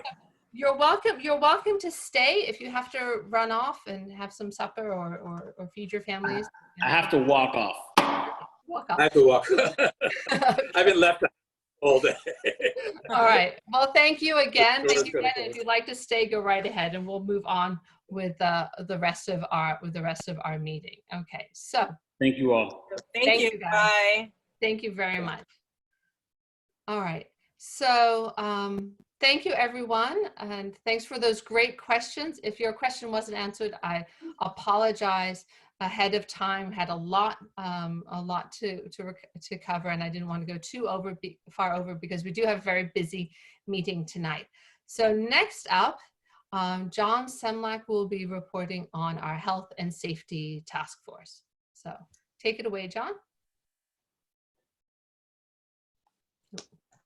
Sorry, let me unmute myself. There we go. Welcome everybody. Awesome presentation there. I'm just going to share my screen. Share. I know this takes time on certain devices, so I'll give it a second to pop up there. Do people see my screen there? Emma, you're muted. Sorry, that was me. Sorry, I see it. Yeah, I see it. Okay, great. So I think we announced several, I think at the last meeting that we had formed a health and safety task force with the goal of publishing GANYC's own guidelines on running tours in New York City in the COVID world. I struggle with the term we want to use here, post-COVID, not really because it's still here, new normal, I don't know, it's something, but we've other associations already come out with their guidelines. The DC Guild released theirs recently. European associations have done so as well, and we felt we needed to come up with something. And I have to say, we're very close to releasing them officially, but we have not yet found it. This is a draft copy still, but what I'm showing you here is a draft of one version of. We're actually planning to issue 3 versions of these GANYC guidelines for guides, for tour operators, and for guests. Okay, and you'll be able to download these in PDF format, most likely PDF format. They'll be professional looking, I hope, and you'll be able to show them to guests or to clients or to fellow guides or employees and say these are the guidelines that GANYC recommends. Along with we have the NYC and Company badge on it. They've allowed us to use, their logo and their own guidelines on it. It's this particular PDF, which is for guides, is about 4 or 5 pages long, pardon me. And I'm scrolling through it so people can see, we talk about what you need to do during and after the tour and before the tour, pardon me. It's very important to understand the phases. We're going to be releasing these, I think, early next week, which will be by the time phase 3 begins. So everybody will have to, update themselves in what phase. Anyway, it is noted, and I know it came up during our panel today about, whether tours are allowed. But as far as we can see, while the information is confusing, walking tours are allowed as of now in New York City. We can show where we believe that's been, officially okayed by the state, but that is the case. So, it's imperative that we have guidelines on how to conduct them. Phase 3 will begin. That will allow a little bit more liberation on what you can do. And then we plan probably to update these and reissue them when phase 4 begins, possibly 2 weeks from Monday, we don't know. So that's all to do. And we'll update them if they need to be updated, because things will change. The ground is shifting beneath our feet as we all try to adopt this. So there will be guide recommendations on how to prepare your tours, what to do before you start your tours, and what to do during your tours. We have particular guidelines for here we go, during the tour. And of course, one of the guidelines is you must be wearing a face covering or a mask. Okay, this is going to be one of them guidelines that we expect GANYC guides to follow while giving a tour. Okay, so that I hope this is a sense, and again, this is one of the 3 PDFs that we're preparing. And I hope everybody agrees this, and we have a little bit of, stuff to amend here. It's not in its final form. So please, I know Harvey is probably just banging on his mouse and saying it's NYC and company, full word. I'm sorry, I know that needs to be edited somewhere above. So, you know, the little things like that do need to be, this is a still draft, and we'll be getting out a final version, I think, early next week. I do want to say that these are the official GANYC guidelines that GANYC guides must read and download and read to conduct tours in New York City or under the aegis of NYC and company, and we expect that the guidelines be followed as closely as possible. You know, there will be, you know, situations where you have to adapt, and we understand everything. Every situation is a little different. So with notice, we have special considerations for things like food tours, giving tours of museums and sites. We address public transportation in one of our documents. So we hope that this is good. Just before I finish speaking, and I've gone too long, I want to thank everybody involved in this, because I'm just a messenger here. Tremendous work was done by several people. Patrick Casey, who took on a role as co-chair and did so much of the writing here. Sarah Lyons, who recently joined GANYC, did tremendous work in the design of this and the editing of this. Real work there. We had a number of people take part in the past work. We had several representatives of tour operators, which gave us invaluable insight. Corey Schneider and Sal Bavi both took part, and many others. I can't list everybody. I do apologize for leaving anybody out. Deborah Blau, this is her final conversion into a PDF.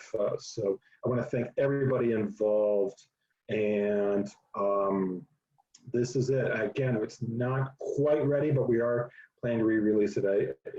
As I said, we're shooting for very early next week. Okay, I hope that satisfies people. Thank you very much, Emma, for giving me this time. Oh yeah, you're welcome. Just you can just do the stop sharing now, John. Yes, I apologize. No how problem. do I? Just go to the top of the screen. Yeah. So do I hit pause share? Just stop share. And then stop. I don't see a stop share. Pardon me. I see a new share.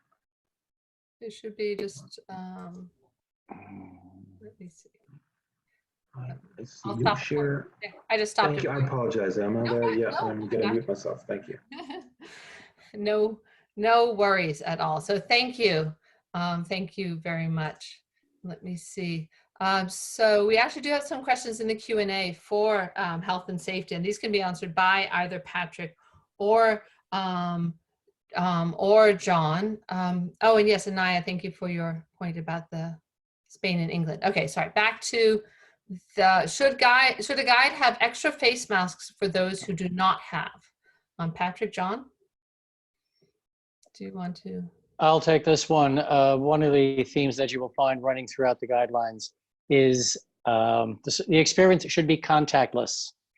We realize you do not get the coronavirus through your fingertips, but things can happen when you're passing items from the guide to the guest. Since it is at this time required that New Yorkers and those living, working, moving around in the city of New York are required to wear masks, we are not proponents of guides providing PPE of any kind. Okay, great. Yeah, I second that. We've gone back and forth over handing guest supplies. I think the emphasis is contactless as much as possible. Advise your guests to bring with them the necessary hygiene supplies, hand sanitizer and a mask, I would say. Great, thank you guys. Thank you. Okay, so after health and safety, we will have Mike Morgenthal is going to give us an update on Tour Your Own City. And I will also turn on Megan Murad as well. Okay, so Mike, go ahead and I'll get Megan. Hi, everybody. Good evening. Thank you all for coming out again tonight. And just know that we're one day closer to 2020 being over. So I hope that makes everybody happy. We're halfway there. In any event, a quick update about Tour Your Own City. We know that a lot of you are anxious to participate in this program. We are working hard to get it up as quickly as possible, but we want to make sure it's done right. We want to make sure that when it launches, it's going to be as effective as possible and try to get as many of you back to work as possible by marketing these tours to local New Yorkers. So we appreciate your patience. We're hoping that something will be ready in the next week or two. So just stay tuned. As a reminder, for all GANYC member guides, you will receive an email and you'll be able to start posting your tours right to the site directly. If you are a non-GANYC guide, the licensed New York City guide in here in the city, but you are not a member of GANYC, shame on you. But just in case, you can participate in the program for a fee of $35. That will allow your tours to be listed through the end of October. And that can also be associated to your, that fee, if you decide to join GANYC before the end of October, that fee counts as your initiation fee in GANYC. And if you're a tour operator that's not a member or an industry partner, the fee is $95 for you. And again, that fee can be applied towards industry partner membership if you choose to apply. We do have one quick update that we can share with you. Megan, who's on the screen, edited a video that we just finished this week. There's still a couple little things that need to get worked out, but I just want to share it with you. It's about 3 minutes long. So I am going to share my screen right now, I hope. There we go. And I hope you guys enjoy. A couple little things we still need to tweak, but for the most part, this is the kind of introductory video for Tour Your Own City.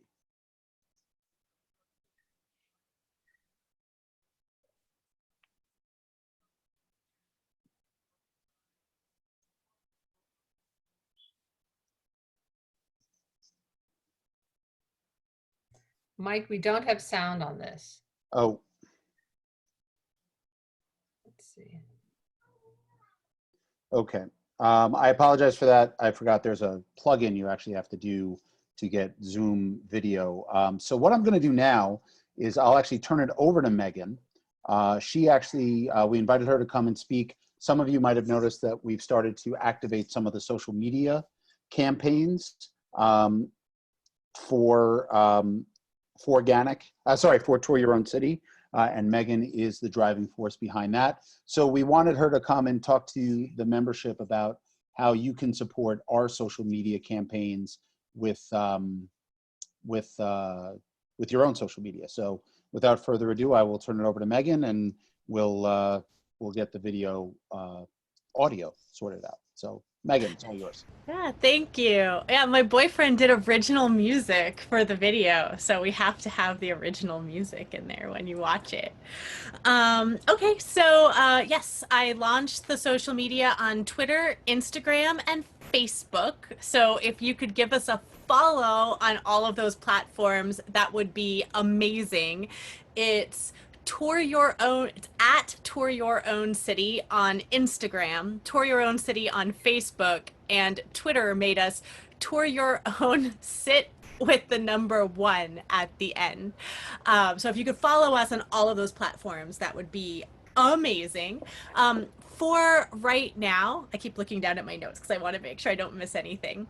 For right now, we are not focusing on specific individual tours that people can take. It's more of like, look at the huge variety of tours that people can take and why people should take the tours. We have freedom. When we get freedom, why should they choose the tour?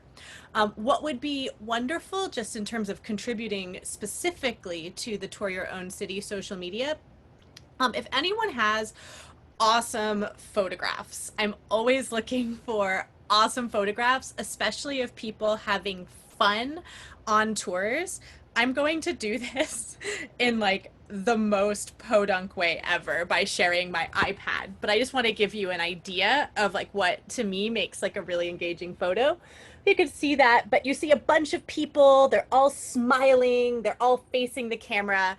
It's not really like a tour guide action shot, but I can see myself on that tour, like wanting to take the tour.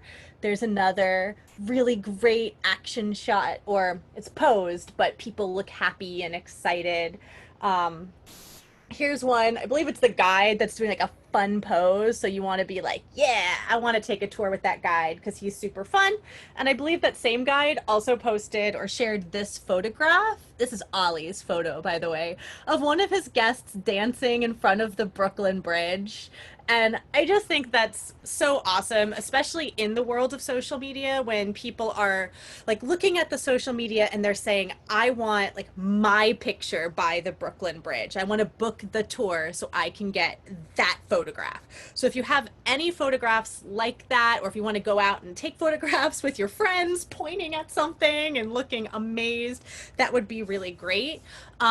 Deborah's wonderful Tour Your Own City logo is orange. So I've been kind of trying in like the photos that I've grabbed to use orange as like a color that ties them all together. Instagram's a very visual platform. So like when you look at the full grid, which right now there's only 3 posts, but later on you'll look at the full grid and all the photos that I've pulled have some orange, some brown, or some yellow. And it could literally just be like a traffic light that has like the yellow light on, but that helps to tie it together to Megan, if you want, I will share my screen and I'll show everybody what the social media pages look like. Cool. I actually also have a full plan through July 15th, which would show the full grid, but please do show what there is right now. Yeah, let me just bring that up for everybody. Okay, so here. So this, you can all see, this is the Instagram, right? Are you seeing that, Megan? Yes. Okay, great. So that's the Instagram with Deb's great logo. And then here is Twitter, like you said, this sort of tour your own city like that. And then here is the Facebook page. All right. And if you look at my, I don't know, I'm showing you on my phone. This is Loomly, which is what I use to like pre-program, but starting like July 15th, where'd it go? You can kind of see that all the photos have like some orange. It's like the moon in the top one. Patrick's like wonderful, or Ollie. I have one of Patrick somewhere. Ollie has a wonderful orange shirt on. You don't have to like get obsessed with that, but it's just something to keep in mind for the overall look, because I'm trying to make that the color that people think of when they think of Tour Your Own City. Also, I've been trying to post, if you do share a photograph, I can credit you as taking the photograph. So you could be like Megan Murad's Gossip Girl Tour. And that could be like a way. I'm not going to like specifically feature specific tours, but I will credit you if you give a photograph of people on your tours. Just make sure you let me know how to credit you. Another thing that I've been trying to get people to do is share fun facts and trivia. So if you have any fun facts or trivia that you would like to share, I could probably even say something like question submitted by Megan of Megan's Gossip Girl Tours. And I think that the best way for you to submit your fun facts and your trivia is to use the Tour Your Own City email, which is touryourowncity@gmail.com. touryourowncity@gmail.com. Yeah, I cannot answer. Mike just put that email address in the chat so you can all access it there. And Michael also has a Dropbox that he created. So if you wanted to upload photographs, I'll let Michael talk about how to upload those. Because I think that's the easiest way to upload photographs. And then in terms of amplification and engagement, so amplification, that's like I post and then you guys post more and then more people post and then more people hear about Tour Your Own City. So the way that you can help out, you can repost anything that we post. When you post, you can use the hashtags Tour Your Own City or TYOC for Tour Your Own City. You can actually tag Tour Your Own City and talk about it in your own posts. And if you tag us, that helps people find us directly, and that will help them follow us and help get everybody back to work, because we're gonna have more followers on our social media. And then engagement is how many people interact with the post. So that's like click like, comment. I believe I had sort of a trivia question, like how many of these questions can you answer that are on the tour guide test? And if you actually engage, if you click like, if you click, I can answer them all, here are all the answers, that actually makes us show up more in the Instagram feeds. So we could really use your help with the engagement as well. So just to recap, if you can give us photographs of people having fun, fun facts and trivia questions, and help us amplify and engage. That's all. Thanks, Megan. Great. Thank you, Megan. So I'm going to do one more quick try on the video. If it doesn't work, you guys will just have to be in suspense in terms of the audio. And then I will, it's a little difficult to post the Dropbox information in this format, so I will make sure it gets posted elsewhere so you guys can see it with a summation of everything that Megan just said. So let me just share my screen one more time. Share computer sound, that should be what I need to press. Okay, so as I start to play this, let me know if this is... How you doing, New York City? My name is Gary, and I'm with the Guide Association of New York City, and I'm here to tell you that now is the perfect time to tour your own city.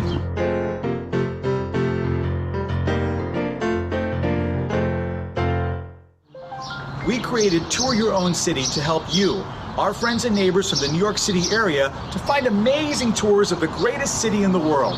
So why should you tour your own city? How many of your favorite movies, TV shows, and YouTube series are filmed in New York? Tour guides know all those spots. Kids love to tour New York City.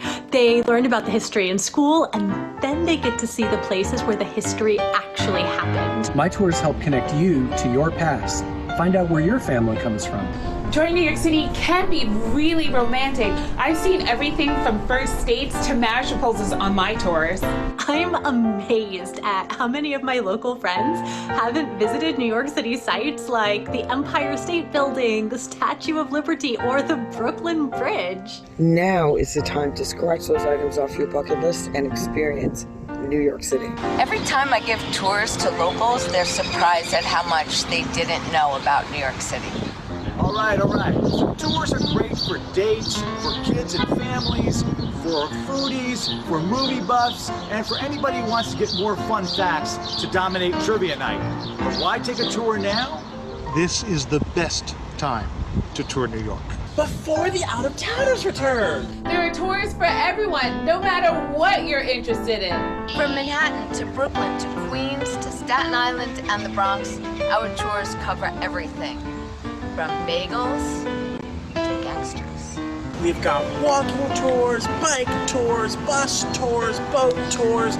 You can even charter a private limo to chauffeur you around town. Whether you're curious about immigration history, Broadway theater, street art, artisanal chocolate shops, or thousands of other subjects, we can tailor a tour specifically for you. Most tour companies are small local businesses owned by your friends and neighbors. And our tours visit and support small local businesses that help make New York City so awesome. Your health and safety is our primary concern. So we've worked with medical professionals and government officials to make our tours as safe as possible. So you can tour your own city before all the out-of-town tourists return. Pick a tour that's perfectly matched to your interests. Do it safely with a guide who knows the city inside and out, support small businesses, and have a lot of fun at the same time. How do I sign up? Visit touryourown.com. Explore the website to find the perfect tours for you. After your first tour, you'll want to take 10 more. Don't forget to take lots of pictures and tag Tour Your Own City. So come, tour your own city. And fall even more in love with New York. So there you have it. Visit www.touryourown.city.com and book a New York City tour today. I still can't get tickets to Hamilton. Okay, so still a couple of tweaks we got to make, but for the most part, that's the intro video that's going to go on the website, and we'll be able to promote it through social media. We are going to, I know we're behind time, so we're going to move on. I just want to say thank you to everybody who participated in the video and those of you who sent in other clips that didn't make it and ended up on the cutting room floor. And just stay tuned for more about Tour Your Own City. So with that, I'll turn it back to Emma. Great. Thank you, Mike. Thank you, Megan. What we're going to do now is we're going to our committee reports. So all I'll do is, as I get to each person, I'm going to find you in our list of attendees, and I'm going to make you a panelist. So first up is going to be Matt Baker. So Matt, get ready. I'm going to put you on now, and he should be popping in any minute. Okay. So there we are. So Matt, you just have to unmute yourself.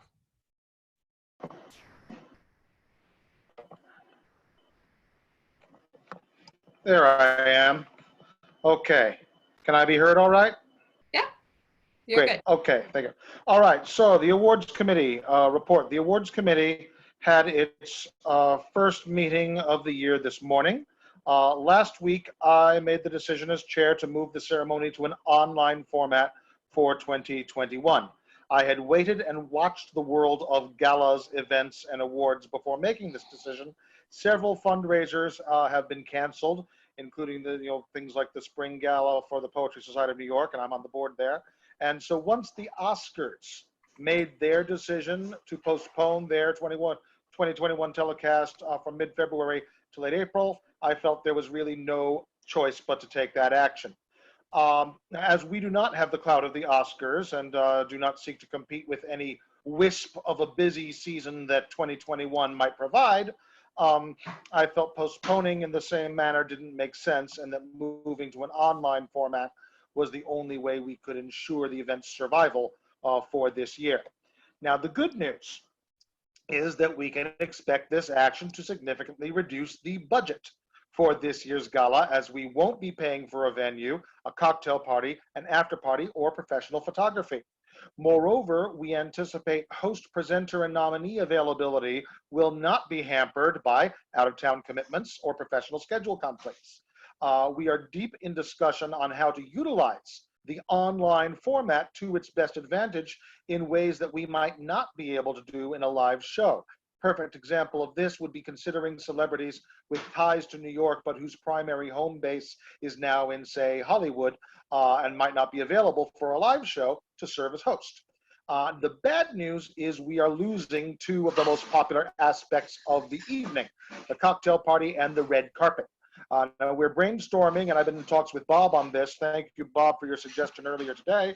We'll definitely talk more about that, but we're brainstorming on how to make up for these losses, as a conversation with attendees in years past has always revealed that those two things tend to be the most widely and dearly loved parts of the event. In between now and next month's meeting, the committee will be investigating which internet platforms are likely to work best for the purposes of our awards. We'll be compiling potentially appropriate shortlist candidates for the honorary awards and the hosting position, and setting up polls for the purposes of opening up preliminary voting from the membership for the regular award categories. I would like to take a second before wrapping up to publicly welcome our 3 new committee members, Deborah Blau, who assisted us with the poster design last year, Megan Marad, you just heard from, who launched our previously dormant social media campaign last year, and Gary Dennis, who was the star of the video we just saw, and he was our stage usher extraordinaire last year. Megan and Deborah's duties won't be changing much from when they were working as guests of the committee, so to speak. But Gary has agreed to join Robin Garr and Susan Birnbaum on our sponsorship subcommittee. Sponsorships will, of course, be taking on a very different flavor this year, as there will be no cocktail party, There will be no food sponsorships, at least not in the way we are accustomed to them. And as there is no program and no lobby posters, all advertisements and acknowledgements will be on screen. So these are the kinds of changes to which we are currently adjusting. And I'm very happy to say that it really looks like the committee has already started taking the bull by the horns in terms of figuring out how to make those adjustments work.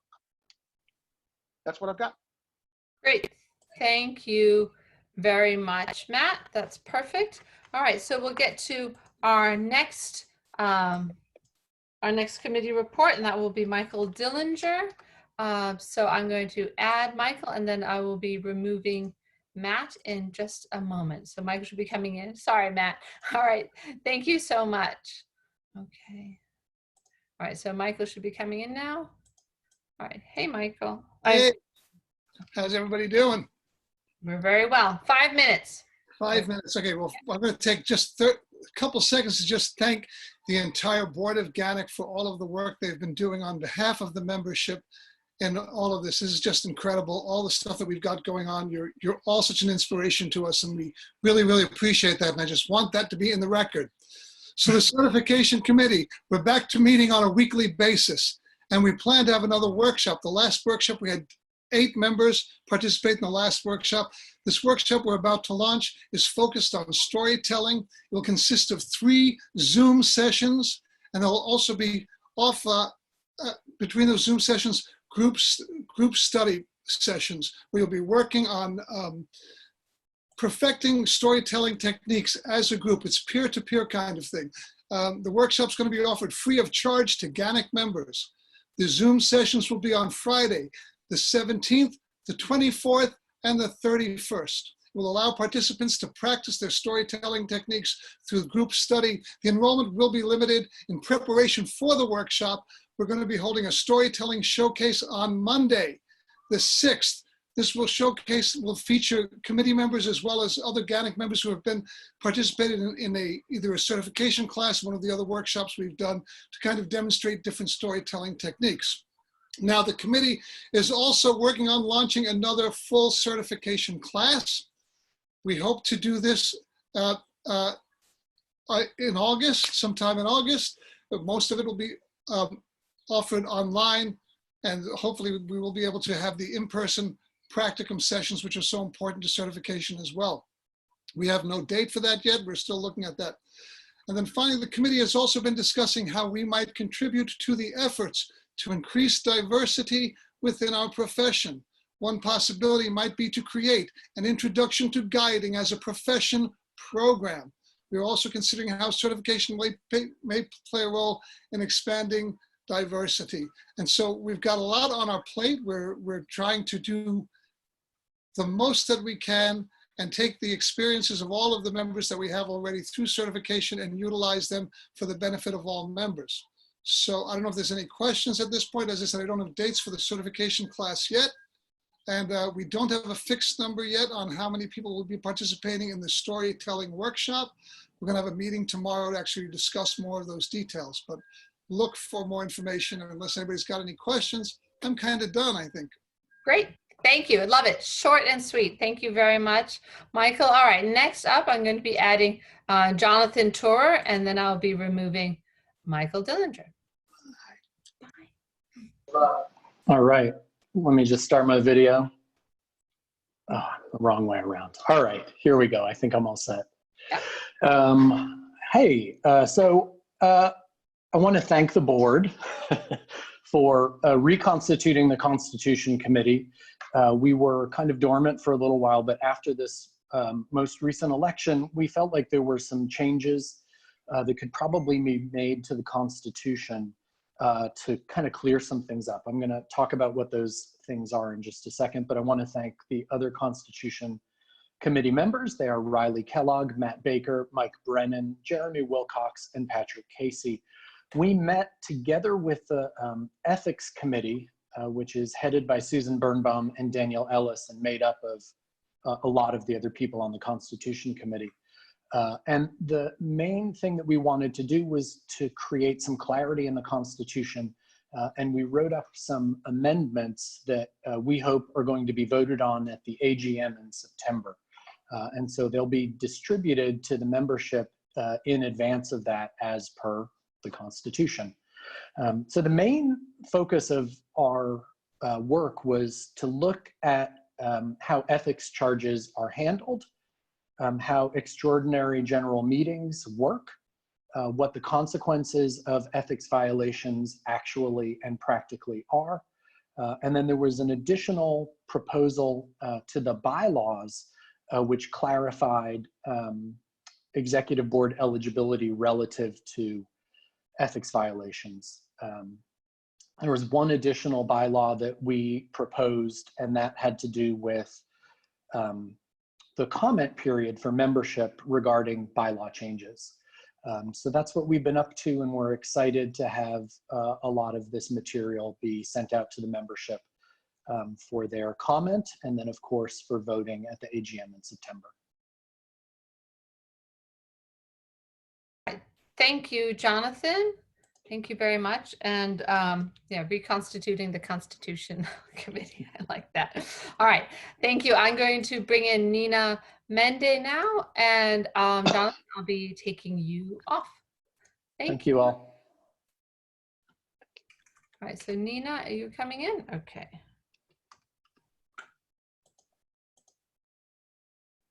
All right, Nina. So you just need to unmute yourself.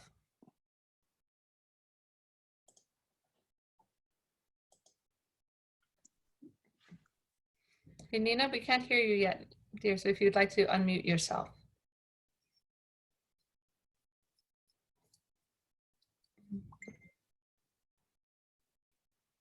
All right, and we still don't hear you. Okay, so Nina, what I'm going to do is I'm going to bring in Kevin, actually, because Kevin's right here. So Kevin, go ahead, and then Nina, if you'd work on your mic. Thank you. Yeah, good evening, everyone. So the subcommittee on diversity and inclusiveness met last week for our first session on Wednesday. It was a very lively discussion. There were too many people, very enthusiastic turnout, too many people to mention, but I want to thank everyone who did turn out, and also to the people who have gotten in touch with me that want to be a part of it. We want this to be, of course, as inclusive and diverse as we can get this subcommittee on diversity and inclusiveness to be. So your ideas are very much appreciated. One major thing that came out of the subcommittee meeting was the need to have a demographic survey of our membership. The question keeps coming up, how many people actually are there of people of color within our organization? And we don't ask that question. And so very soon you're going to be getting a survey. And I know that we've been throwing a lot of surveys out at you lately, but please indulge us. It's very important that we get as many members to answer this survey as possible so that we can have real data that we can work from and then set goals and benchmarks that we want to reach to see if we're being successful in recruiting more Blacks or people of color into our industry. And so it's really important that you do that. It's also going to ask very practical questions and non-judgmental types of questions. There's always an opt-out if you feel that race is a social construct and you don't self-identify with any race. You know, we're not here to have any type of controversies. We just want as much information about how you identify. But it's also going to ask very practically, as we head into the budgeting season, do you anticipate in these very hard financial times whether you are going to be renewing your membership? Because I think that's going to also help us as an organization start to chart our future, as well as a couple of other questions. So I hope that you will be receptive to participating. If you have any questions, you can always reach out to me. But I just wanted to mention that particular piece because I think it's going to be really critical for this subcommittee to start off on the right foot, to have good quality data that we can work off of. So thank you very much. And I hope to, in the future, report back that we've recruited lots of new and young talented people of color. Great. Thank you, Kevin. Okay, Nina, I see you're here. So go ahead with your report. Okay, yeah, we always thank you, the board member, core board members, Kevin Lawrence, Bob Gelber, Jeremy Wilcox, and John Semlak, and of course Emma, for coordinating all the speakers. It was wonderful tonight. And we always say thank you to all the volunteers who do FAM tours this past month. These are people who are, share their passion with us. And I always mention them because they're good resources. So there are a few. We have a slow start to our virtual touring. It's about once a week now. And the recent virtual tours, Emma Guest-Gonzalez did a great one, Mansions of Fifth Avenue, an encore, Central Park Northwoods with Fred Flancer, a Pride of the Park with Beth Goff, and a special thanks to Art and Susan Zuckerman, who are doing free Zoom series on New York City topics for GANYC members every Monday and Thursday at 10 a.m. And you can RSVP directly to them, rscott@att.net. They're doing one on Brooklyn tomorrow. And some of the guest speakers have been GANYC members like Heidi Benedict, who talked about Maritime College, Michael Dillinger did 9/11 Memorial, Ed Perlmutter, Bay Ridge, Claude Toback did Staten Island. And also a special thank you to Linda Fisher. She invited GANYC members free of charge to her Facebook page for a Saigon virtual tour with local guide Joe Sabot. And Mike Kabak also did a free tour by invitation to his website for GANYC members of the Garment District. Now, we have a big event coming up, and it's tomorrow. And this is a joint venture. And we thank James Carr, co-chair and certified master guide of the Guild of Professional Tour Guides of Washington, D.C. Now, this is Hamilton, the founding father, and Hamilton, this smash hit Broadway musical. And basically it's a panel discussion, and it joins GANYC guides with DC guides. And it's a prelude to Disney Plus is actually running the show Hamilton with the original cast, live streaming that on July 3rd. So you can register with Disney Plus, have a watch party.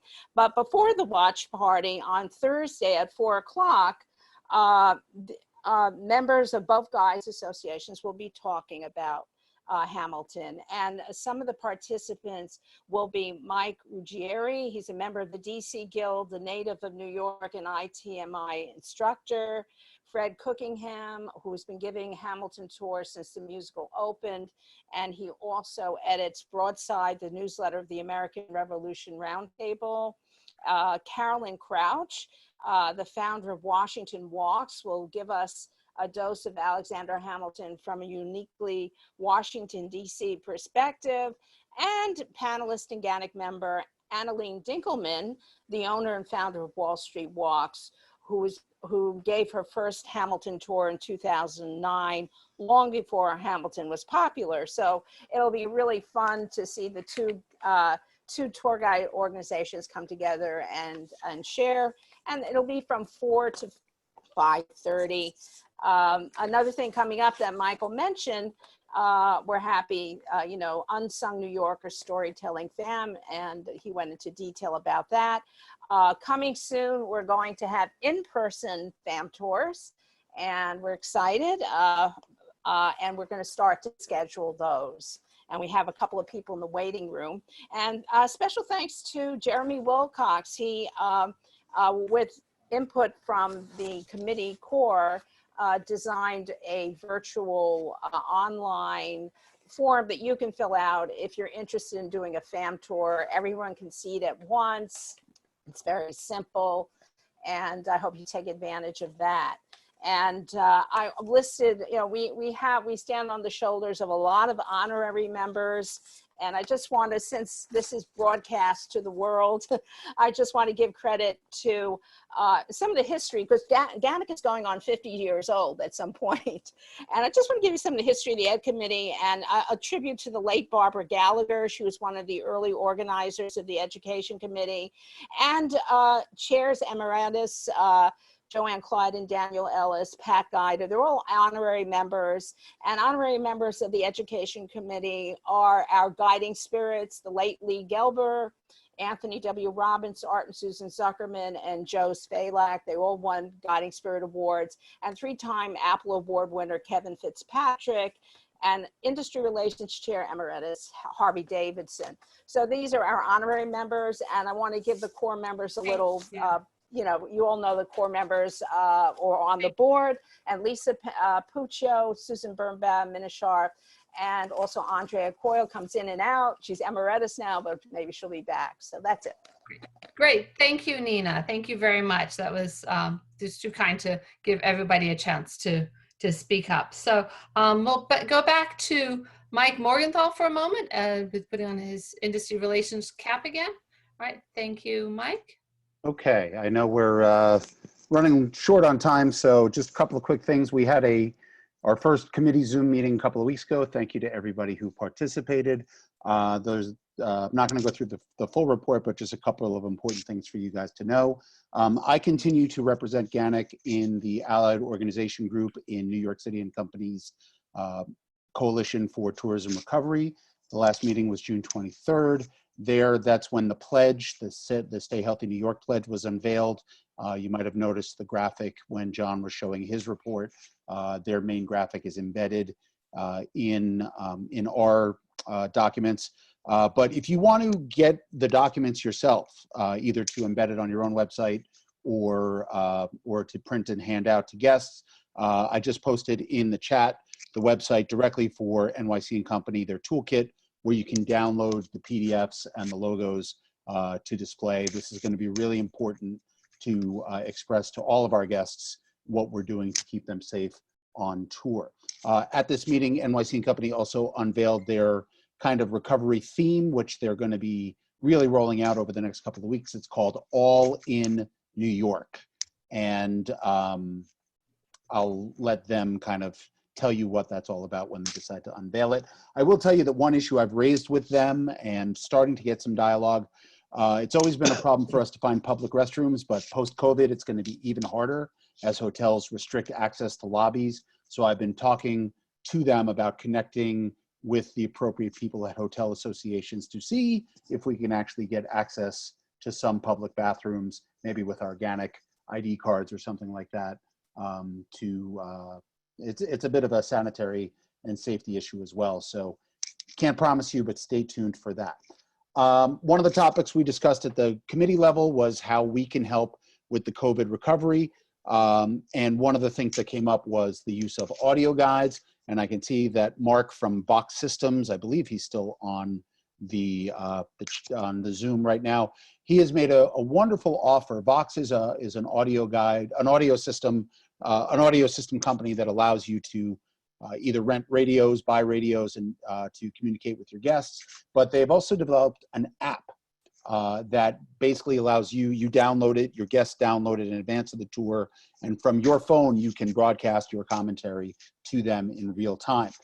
For the months of July and August, Box is making this available for free as a trial. We know there's not a lot of tours going on right now, but go out with some of your friends and test it out. And then if you see that you like it, starting in September, this is going to be available. This is not an official price, but the price that Mark was discussing with me was $25 per day. And that's up to however many guests on your tour that you can accommodate. If it's 2 guests, great. If it's 40 guests, great. So you can test out the system and see if that works. There is also going to be perhaps some other offers in terms of long-term rentals on radios that we're discussing with Mark from Vox as well. So that would be done not through GANYC. You'd have to make the arrangements directly through Vox. So Mark, I know you're on the Zoom. Thank you for those offers. I will post the information on how you can download the audio guide for free in the GANYC announcements section, and it'll get blasted out to everyone. Last but not least, the job fair. We are also going to have it as a virtual event this year as well. Harvey and I have been looking at online platforms. We haven't narrowed down on any one, but we're also in conversations with CITA, the Student and Youth Travel Association, and IATDG, who are kind of in the same boat. So we're all investigating different platforms, and we might actually partner with one or both of those organizations to help defray the cost, because it actually might be more expensive for one of these platforms rather than actually renting a hotel room. Last but not least, any questions about Tour Your Own City, feel free to email me at industryrelations@ganyc.org or anything else for the committee for that matter. That's it. Great. Thank you so much, Mike. Thank you very much. And next, last but not least, we've got Derek for membership. So hi, Derek.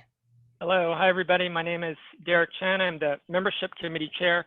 And first of all, I just wanted to echo Emma's sentiment from the first part of this meeting, even though it's towards the latter part now, and just welcome everybody that is joining us here today. It's always great, even though we can't always see each other, and even right now, but it's great that, that you're here. No matter where you are. And also, just as a reminder that we are still taking applications for new members, even if you don't reside in the New York City area. I know the majority of our members are from the New York City region, but we do also have a handful of members from the DC area. We have members all over the country, in Washington State, on the West Coast, in Las Vegas, in Florida, and other places as well. So if it's something that works out well for you at this time, if it makes sense financially and with all the resources that GANYC has been providing, and some of them are available to the public, others are also just for members only. So if that's something you're interested in, it's very easy to apply. Just go to your website, ganyc.org/membership, and it looks like Jeremy has put that in the chat box. So very easy to do that. And then also for our members, there is a separate special members only website on the GANYC members only page. It's ganyc.org/benefits. That has more information that's just specifically for members only. So if you're not familiar with that, if you haven't seen that before, be sure to check that out. And for we do have some people who've applied to be a member, but for whatever reason have not continued. If it turns out that you do want to continue, we still have your application on file. So just send me an email, membership@ganyc.org, and we can very easily continue with your membership application. It's basically, it's a very simple process, assuming that your application is complete. We'll set up a time to meet with the executive board. You'll pay your dues, which are currently prorated at this time, 50% off plus the membership initiation fee. And as far as our membership numbers right now, we do have a total of 373 active members, which includes 3 new provisional members who've recently come on board, and I do want to recognize them: Bill Punafish, Jonathan Dowerman, and Mary Haggerty. We also have a couple of provisional members who've come back after a short time away. So welcome back, Russell Figueredo and Joyce Gold. We also have a new full member. Amy Cook has recently satisfied her requirement to become a full member. So welcome, Amy Cook, as a new full member. And I also do want to recognize members who have been recommending GANYC.